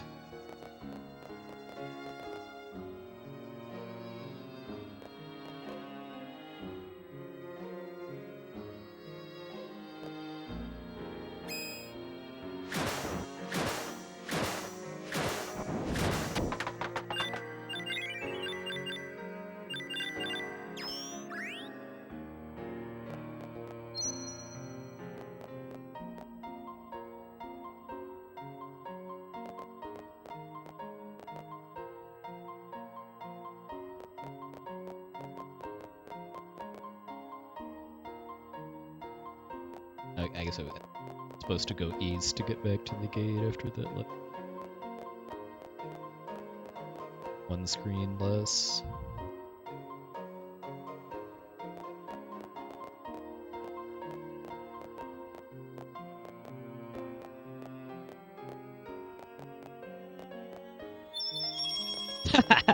First try. Alright, so...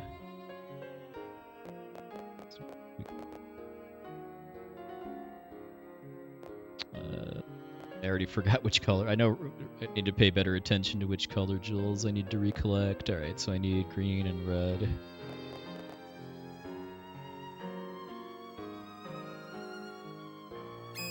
Yeah, the game doesn't actually tell you what jewels you need, but you just basically put them in the pedestals and then try to open the gate, and then the number of tones that you hear is the number of correct jewels that you placed. So you have to use that as your kind of cue on what to do.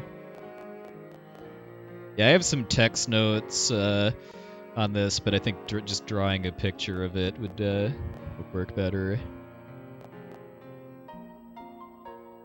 Or is minimizing the number of screen transitions between these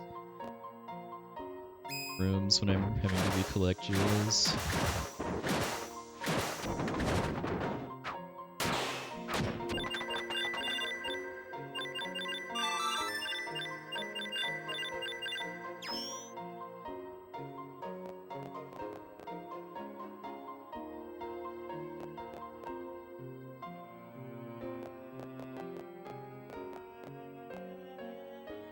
Did I not? I didn't actually. Okay. I was paying more attention to trying to remember which direction to go after leaving. Well, I guess we get to do that again.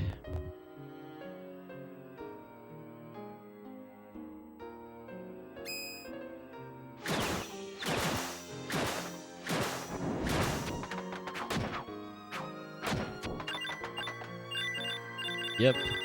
Just want to give myself a nice free time save to make up for that that first try first gate puzzle.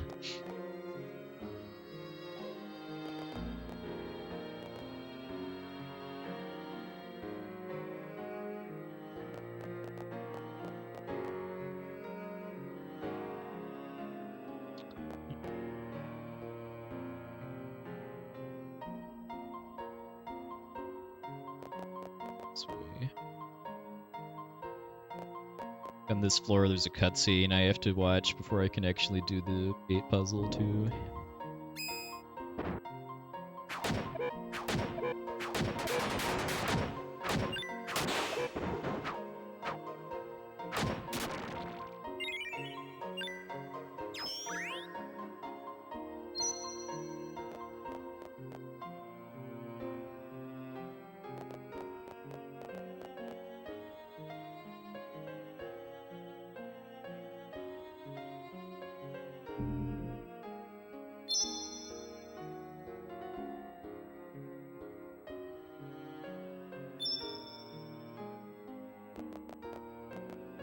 Okay, so it's always left to start. That is...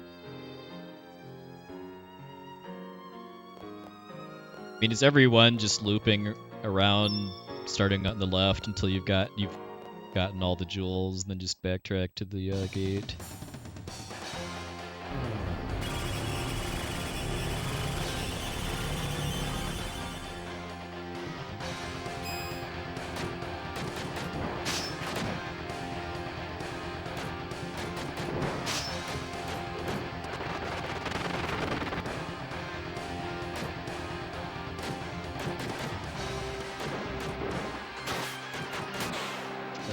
Please, you're messing with my counter strikes.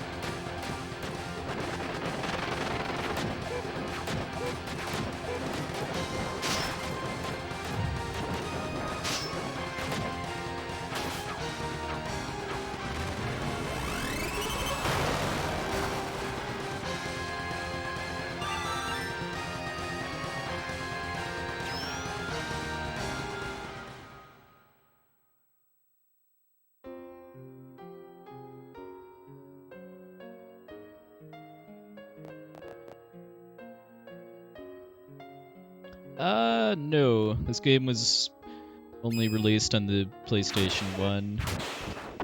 And there's now there's an HD remaster now that's on PC, PS4, and Switch.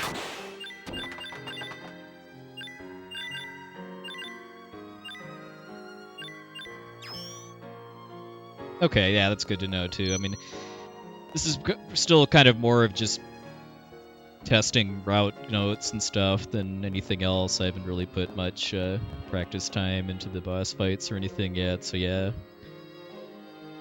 Knowing when to do stuff other than Counter-Strike on these fights is definitely still needs some work on.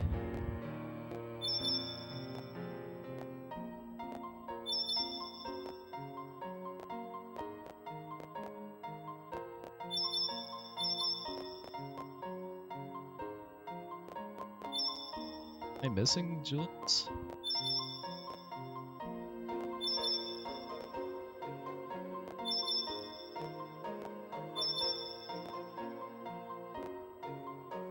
It's the wrong one.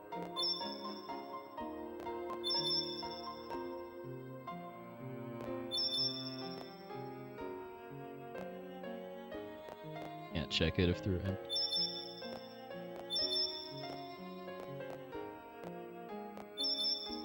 There's only 2 on this floor, right?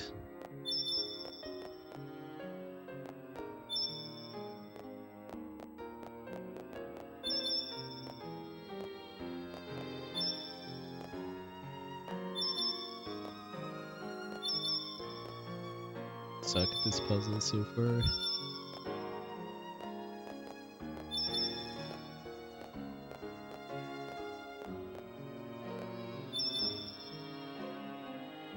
Like, where's the green and stuff? Did I miss the green jewel too? Thought I recollected that. I'll have to go back down. I feel like I'm missing something.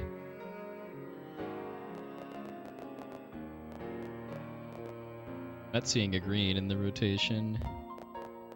Well, I guess unintentional emerald skip was a failure.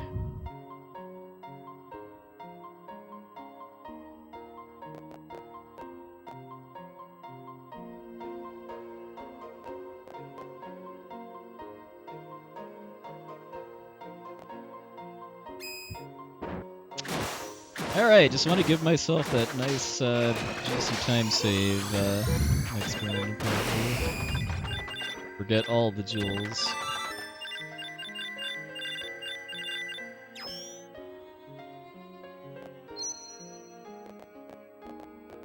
Yeah, did I... Maybe I missed that the first time around. And at least there's no fights outside of the jewel rooms.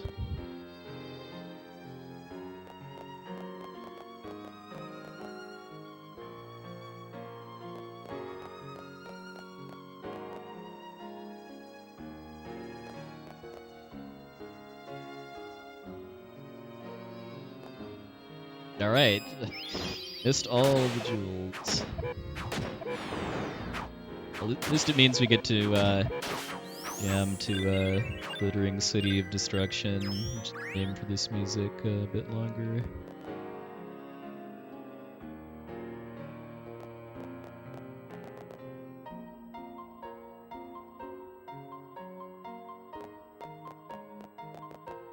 I am fond of saying that one of the reasons to speedrun RPGs is for the second run, where you PB by, like, in some cases, like half an hour or more, not really from being good at the game, but just being a little less bad.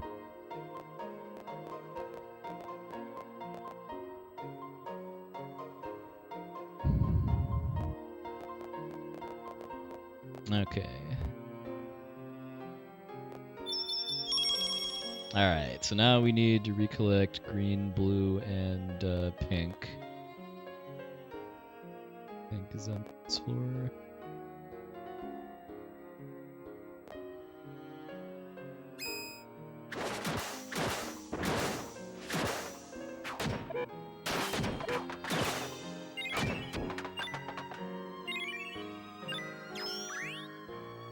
Two spiral claws.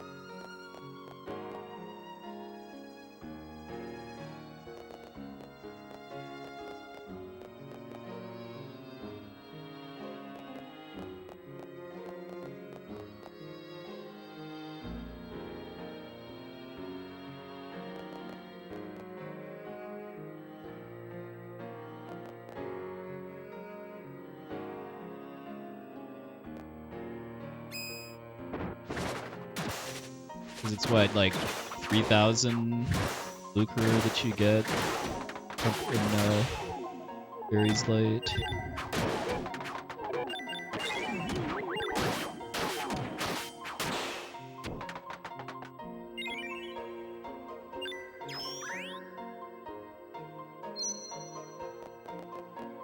Like even with all the stuff you do leading up to Faerie's Light in this category, you still can't afford the gold hammer without Gilbert's money, or doing a bunch of selling of stuff.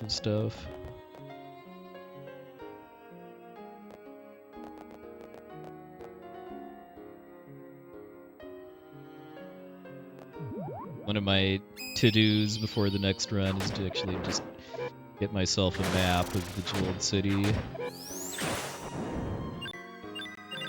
Remembering like where the stair is in between the floors is kind of rough right now too.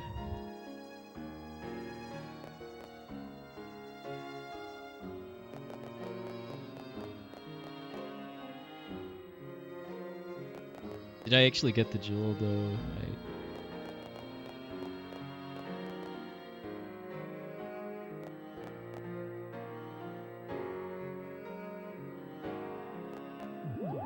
Okay, I did. Well, I still get to fight these things.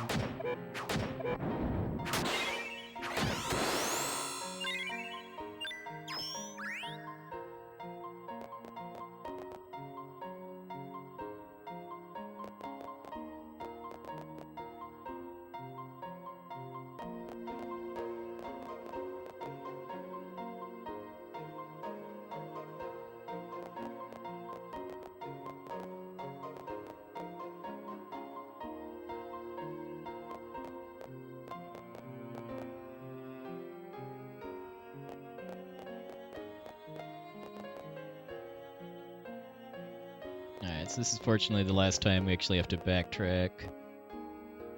This is where the diamond skip is too, just because there's actually only one jewel on the third floor, which is the diamond. And what you can do is you can skip it and just hope that you don't need it to open the gate. You have to fight a machine golem here, which has a boss health bar. Takes a while.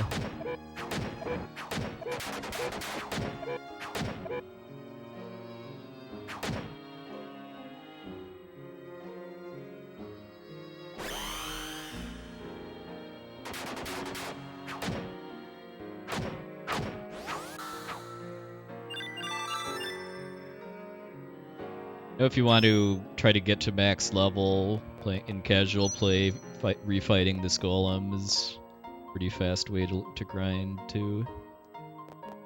There's no setup because it's random. You're just hoping, because it's I mean, assuming that the odds of each jewel being needed for the gate are equivalent. That means that you need 4 jewels and there's 7 of them total. So that's a little too much math for me at this time of night, but I guess you'd basically you'd have to get a 6 out of 7 chance on each pedestal that it doesn't require the diamond.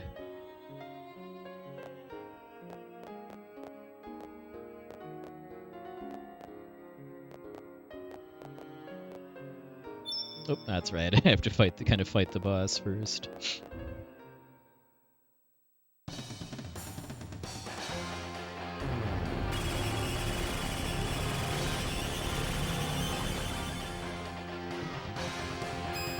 So what are we talking about theory crafting for? Doing forging instead of using the gold hammer for the storyline. Ooh, get the blender.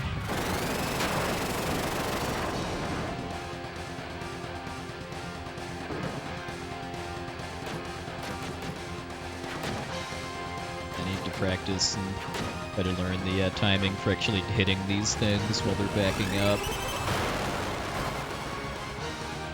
And just getting the feel, enough of the feel for the fights that I'm not just constantly counter striking and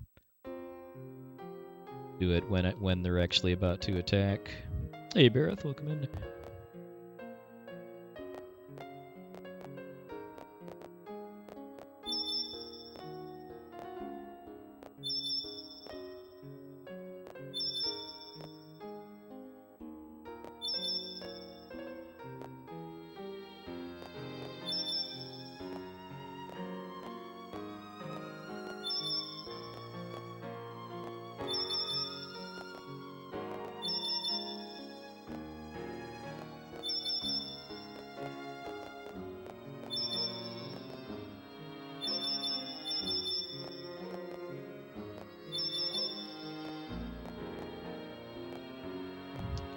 Bagging this when I'm trying to hit the door.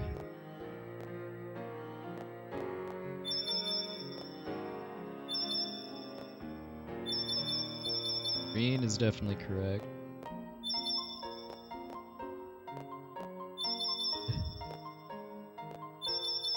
Wish this would let you try to open the door without all of the jewels in place too.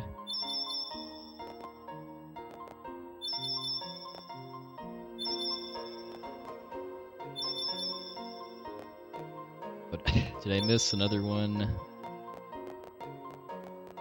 Lissai. Oh yeah, if somebody pointed that out, I missed the chat message. Well, back downstairs we go.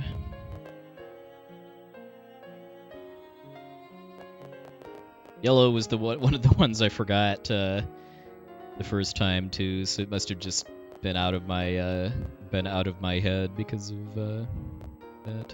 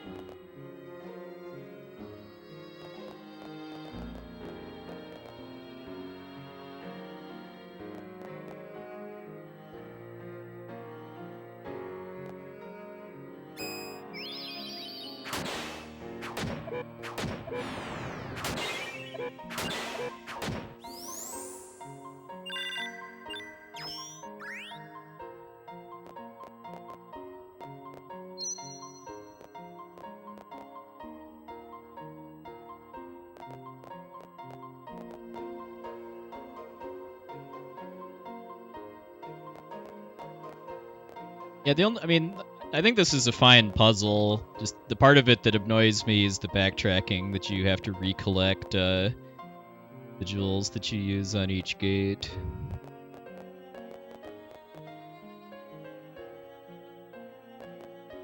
Aside from that, I think it's a fine puzzle.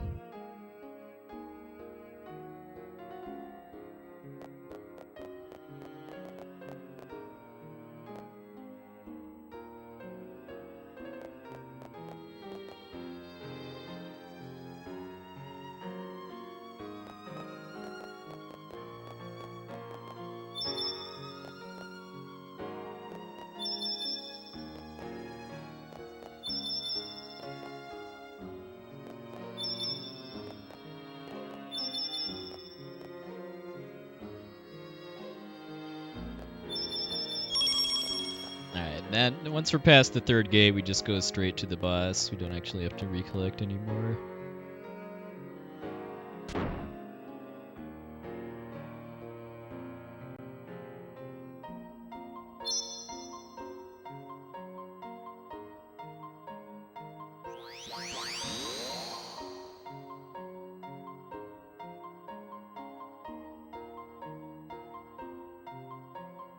At least I made it this far without having kind of a route blow up of some kind. Happy about that.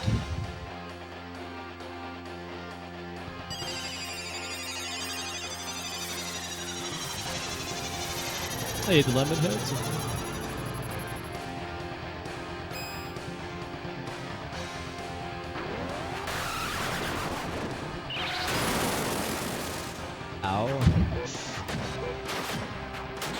was actually supposed to put jump back on before this fight.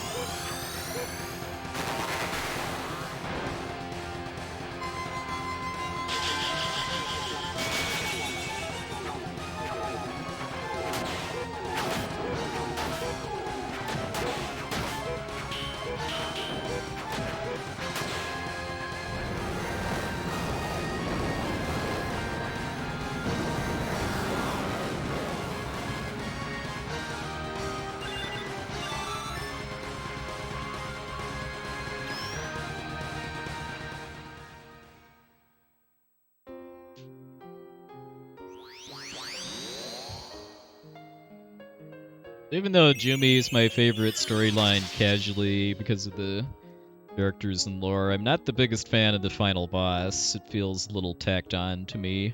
I think it would have made a lot more sense for the final boss to be like a transformed monster form of the Jewel Hunter instead of random space whale.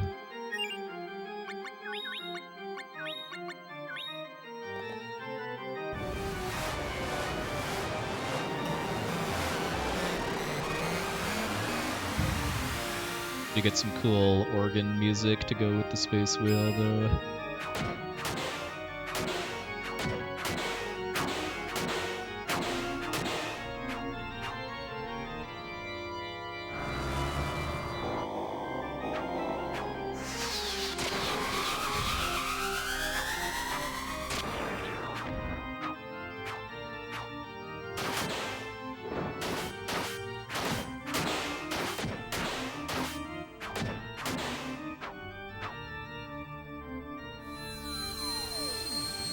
Alright, call me later, Ishmael.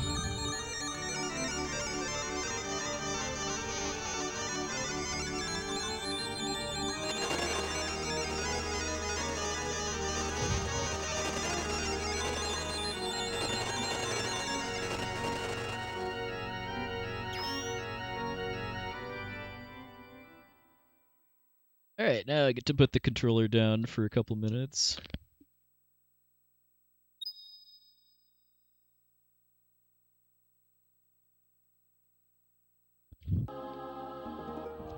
Yeah, I mean, criticisms of the space whale side as at least as part of the story, it looked awesome as a climactic boss fight.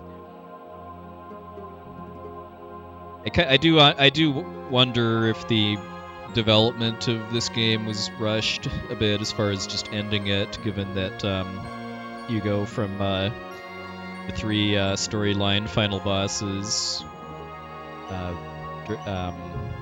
Draconis, Irwin, and Lord of Jewels, which are these just giant detailed sprites, to the Mana Goddess, who's the same size as you are.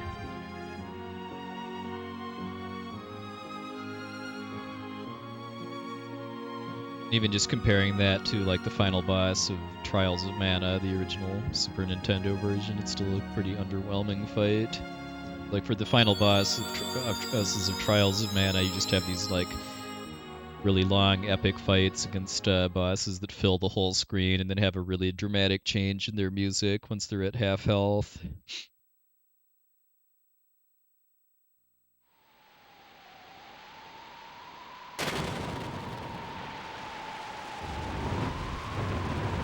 I really like the ending to this though, where kind of the whole stories up to this point has been kind of about the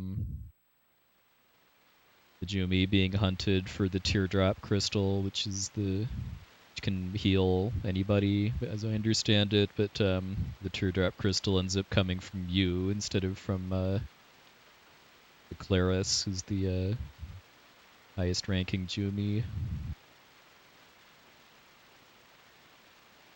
This is also the only time that your character actually speaks in the whole game, too, is at the end of this cutscene.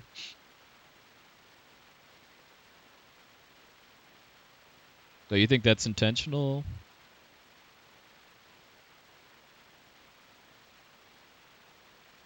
Like, from a visual perspective, or more just as far as the fight, as far as the like the attacks and animations and stuff for STs.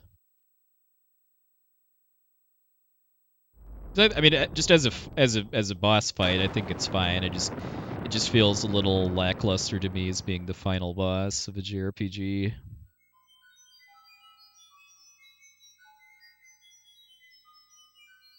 Yeah, the canons. There's really three main quest lines in this game, and you at least one of which you have to finish in order to be able to get to the end game sequence. I've already done speedruns of the other two. This is my first time doing this particular one, the Jumi Storyline.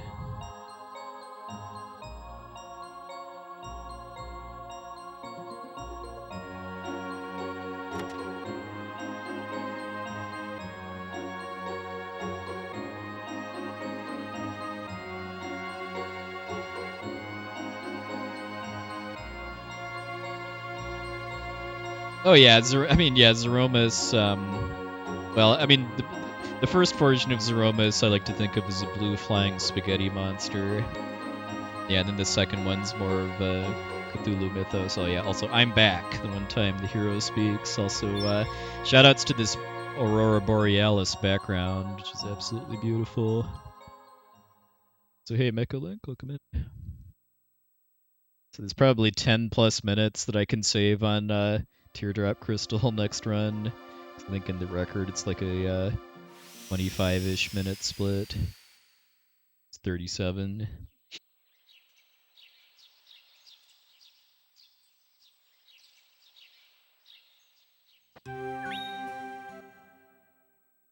Hey, Smelly McTrill, welcome in.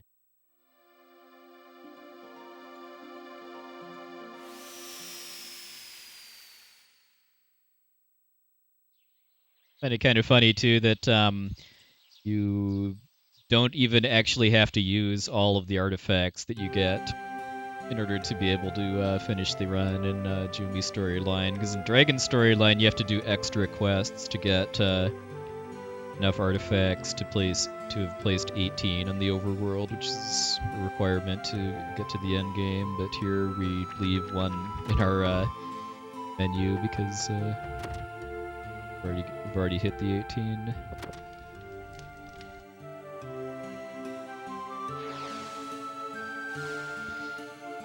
Feels quite weird to not have the Pelican talking to us here. We had to do that previously as part of getting Bud and Lisa. Hey, Honest Cone, welcome in.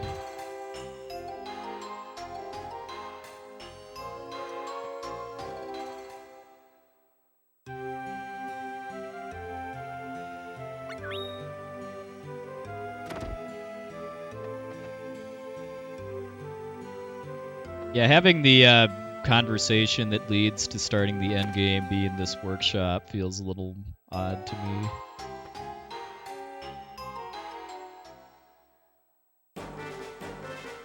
And I figured the developers just wanted it to be somewhere at your house, but decided to not have it be like in your actual house. So I guess the workshop it is.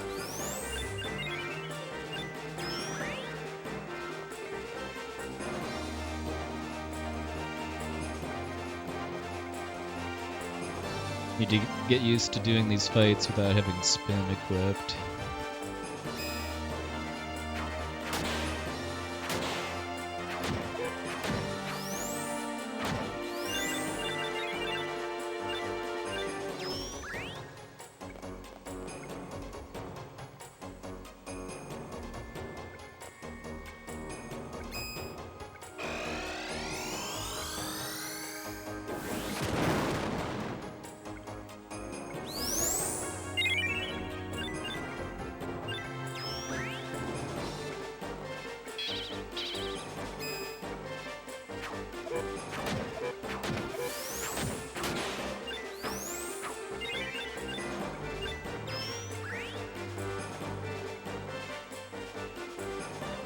Well, given that I'm not the biggest fan of the music for the chorale, at least listening to it for like a long period of time, I'm okay with it being at the workshop instead.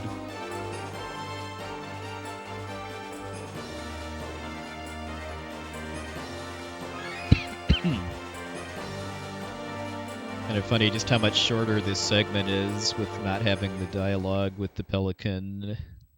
It's part of it too, 'cause it's about like a 5-ish minute split to other quests, I think.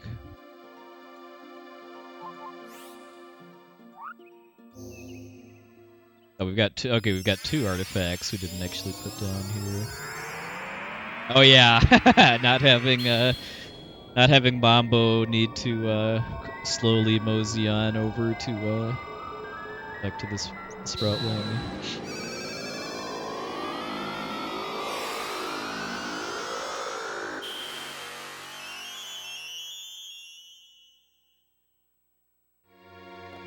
So the end game is pretty similar to in the Faerie storyline as far as being easier than Dragon storyline, thanks to you having a better weapon and no Mambo to cause trouble.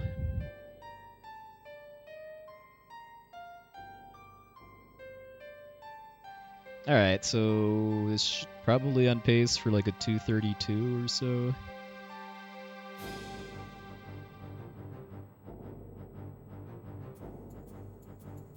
Figured sub 230 for first run was a little ambitious, so I was mostly hoping to get sub 240 at least.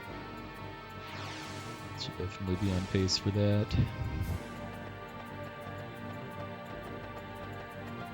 Sub 215 I think would be a really good time for this category, but I'm not really planning to grind it for too long. I think I would definitely at least like to get sub 220.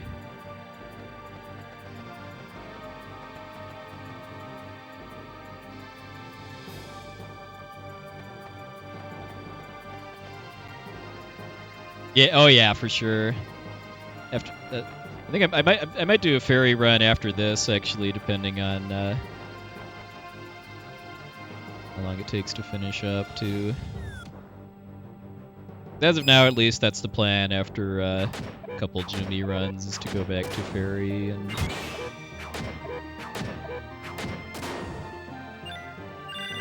take another at least like minute or 2 off my time, if not more.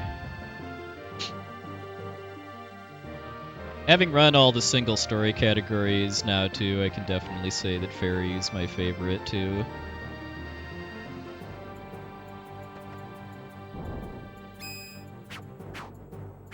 Definitely got my favorite boss fights and across the categories. Along with not having the weapon drop luck be part of it.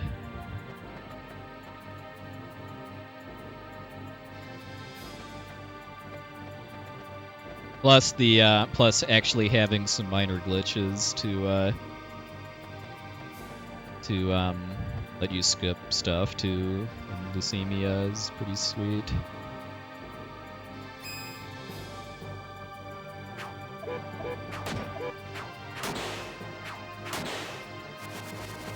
So somewhat getting used to the timing for swinging the hammer again too, given that use a sword for all of the Dragon Story route.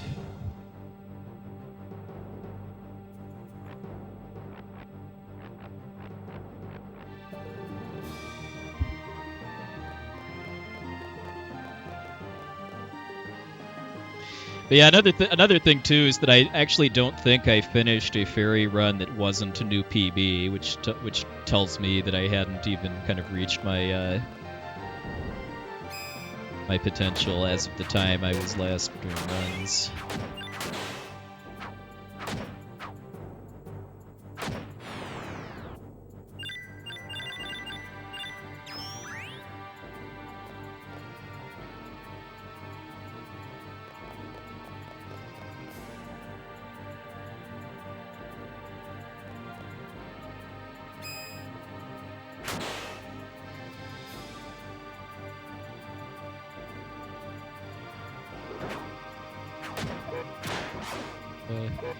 Counter-Strike.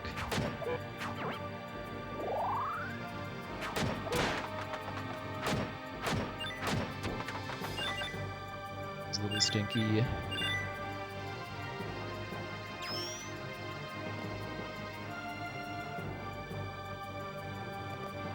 Yeah, I mean, I definitely enjoyed just the brisk pacing of Dragon as far as the kind of the downtime to action ratio, but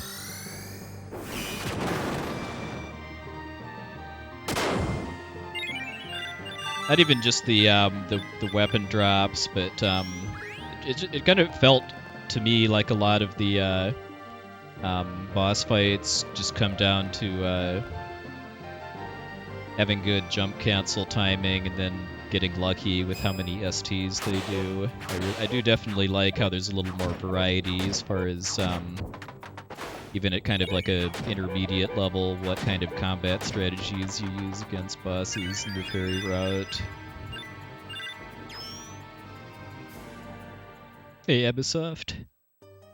Yeah, I was one of the first well, I'm one of the first single segment runners of FF7. Because as of the time I started running the game, pretty much all speedruns of it were segmented.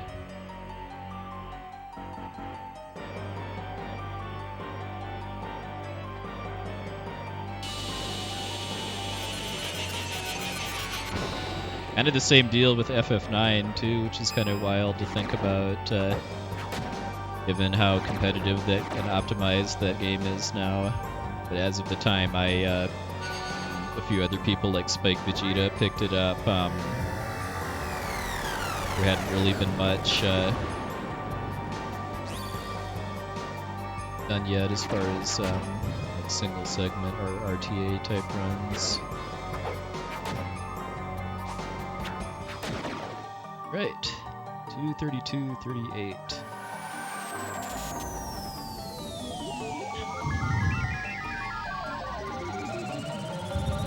Alright, first Jumi run complete.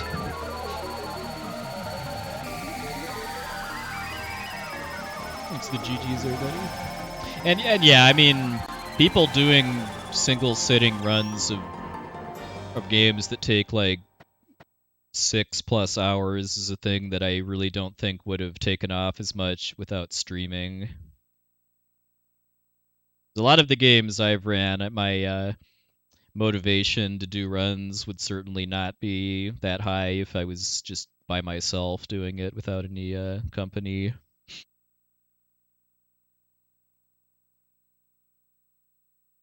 Being focused through all the downtime and stuff.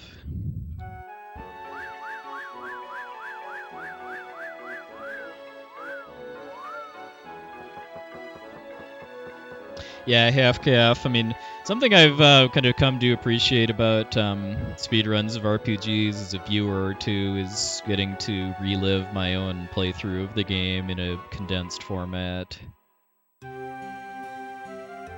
Because RPGs are, for a lot of people, are a game that you only play like once, maybe twice or 3 times if you really like it, but it's not a game you can just kind of sit down and do a playthrough of without a fairly hefty time commitment, so just kind of living vicariously through a speedrun is a pretty nice thing.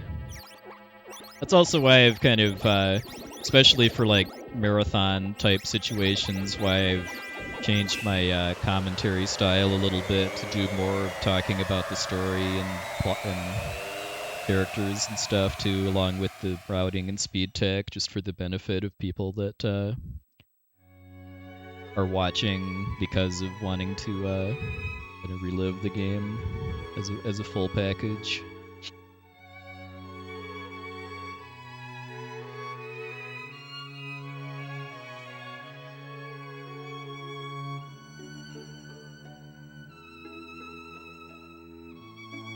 I think a Chrono Cross remake will appear on Nintendo Switch. Maybe. I mean, I do like if Chrono Cross gets a new version of it made, I think it's more likely going to be a remaster instead of a remake. Like, a remaster would be like this game got last year in Saga Frontier. And then a remake would be like Final Fantasy VII Remake or Trials of Mana HD. It feels way more likely to me that if Chrono Cross is going to come to the Switch or PC or stuff like that, that it's gonna be like this game did, where they up-res the game to be widescreen and HD, but don't really make a ton of changes to it other than some quality of life enhancements. That poor Sproutling getting kind of stuck by the bridge there.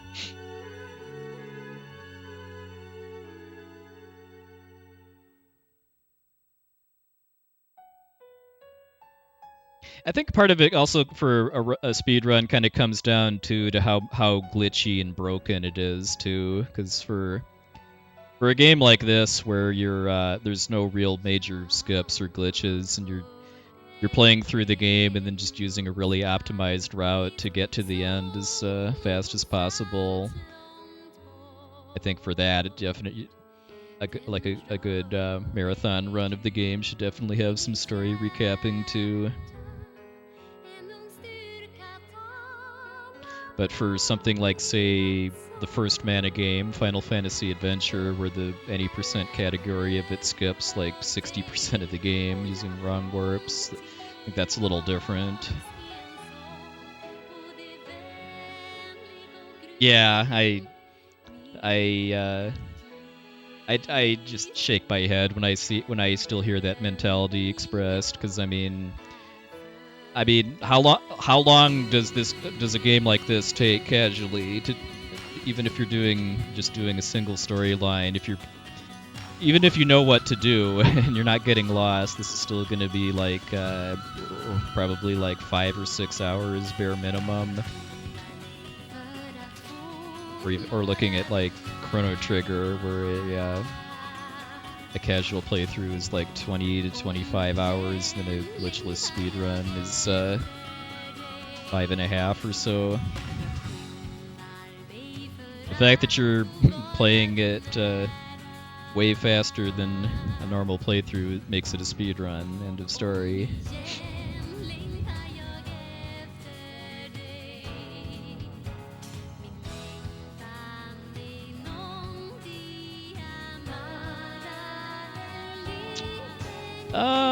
Probably not.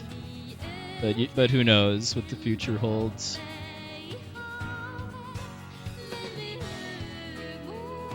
Yeah.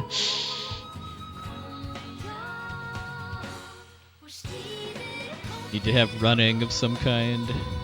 Get that pedometer working. Yeah, I want to say the backstory on this, is that Yoko Shimomura wrote this song specifically for a Swedish vocalist to sing, and hence that's why it's in Swedish, but I'm not 100% on that. But yeah, I mean, as far as FF6, I'm kind of in a place right now where I just don't really have the time and energy to do speedrun streams longer than like 4 to 5 hours. Just because of the fact that I have to start work at 7:30 my time every day, and as long as that's the case, doing longer streams is kind of not something I want to kind of force myself to do when I don't really have the mental faculties for it right now. So that's why for the past year and a half or so, I've been focusing a lot more on shorter runs, like Mystic Quest in this game.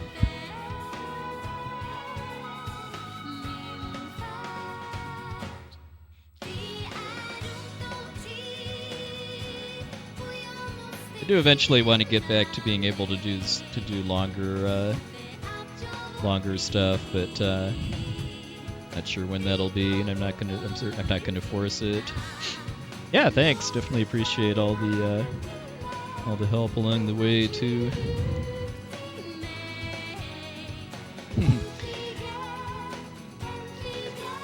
Yeah, I think once I'm kind of ready just to move on to a different game completely for speedrunning, I might do like 1 or 2 all stories runs as kind of a send-off to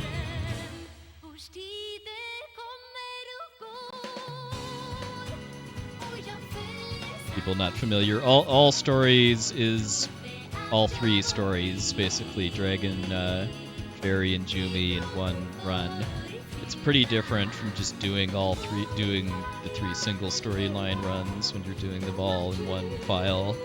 Because then you actually dabble in the weapon forging system because of how much combat you have to do.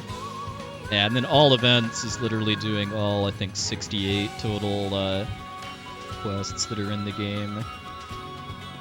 All stories on PS1 is like about a 4-hour run, and then all events I want to say is like 6.5 hours.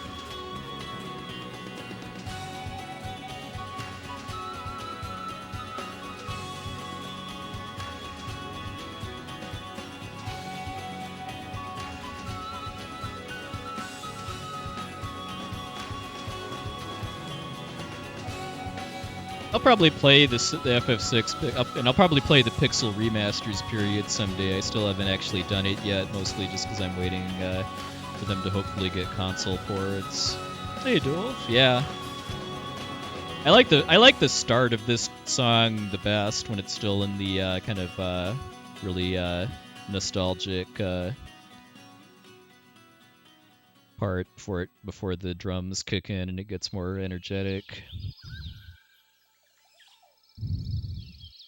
I wish there were subtitles for the Swedish lyrics in the game too, just because they're pretty topical for the theme of the end game too about rebirth.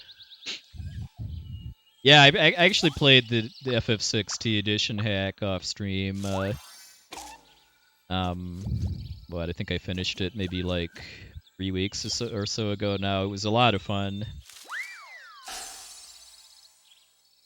It was clearly made by somebody that has a lot of love, both not only for FF6 but just other RPGs in general too. And Sushi, the creator, did an incredible job at balancing the game to be hard but to be fair too, which is not easy at all.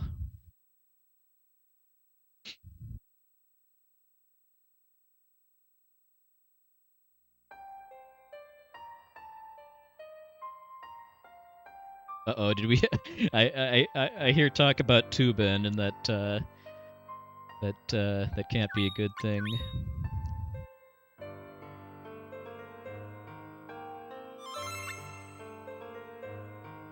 42 game.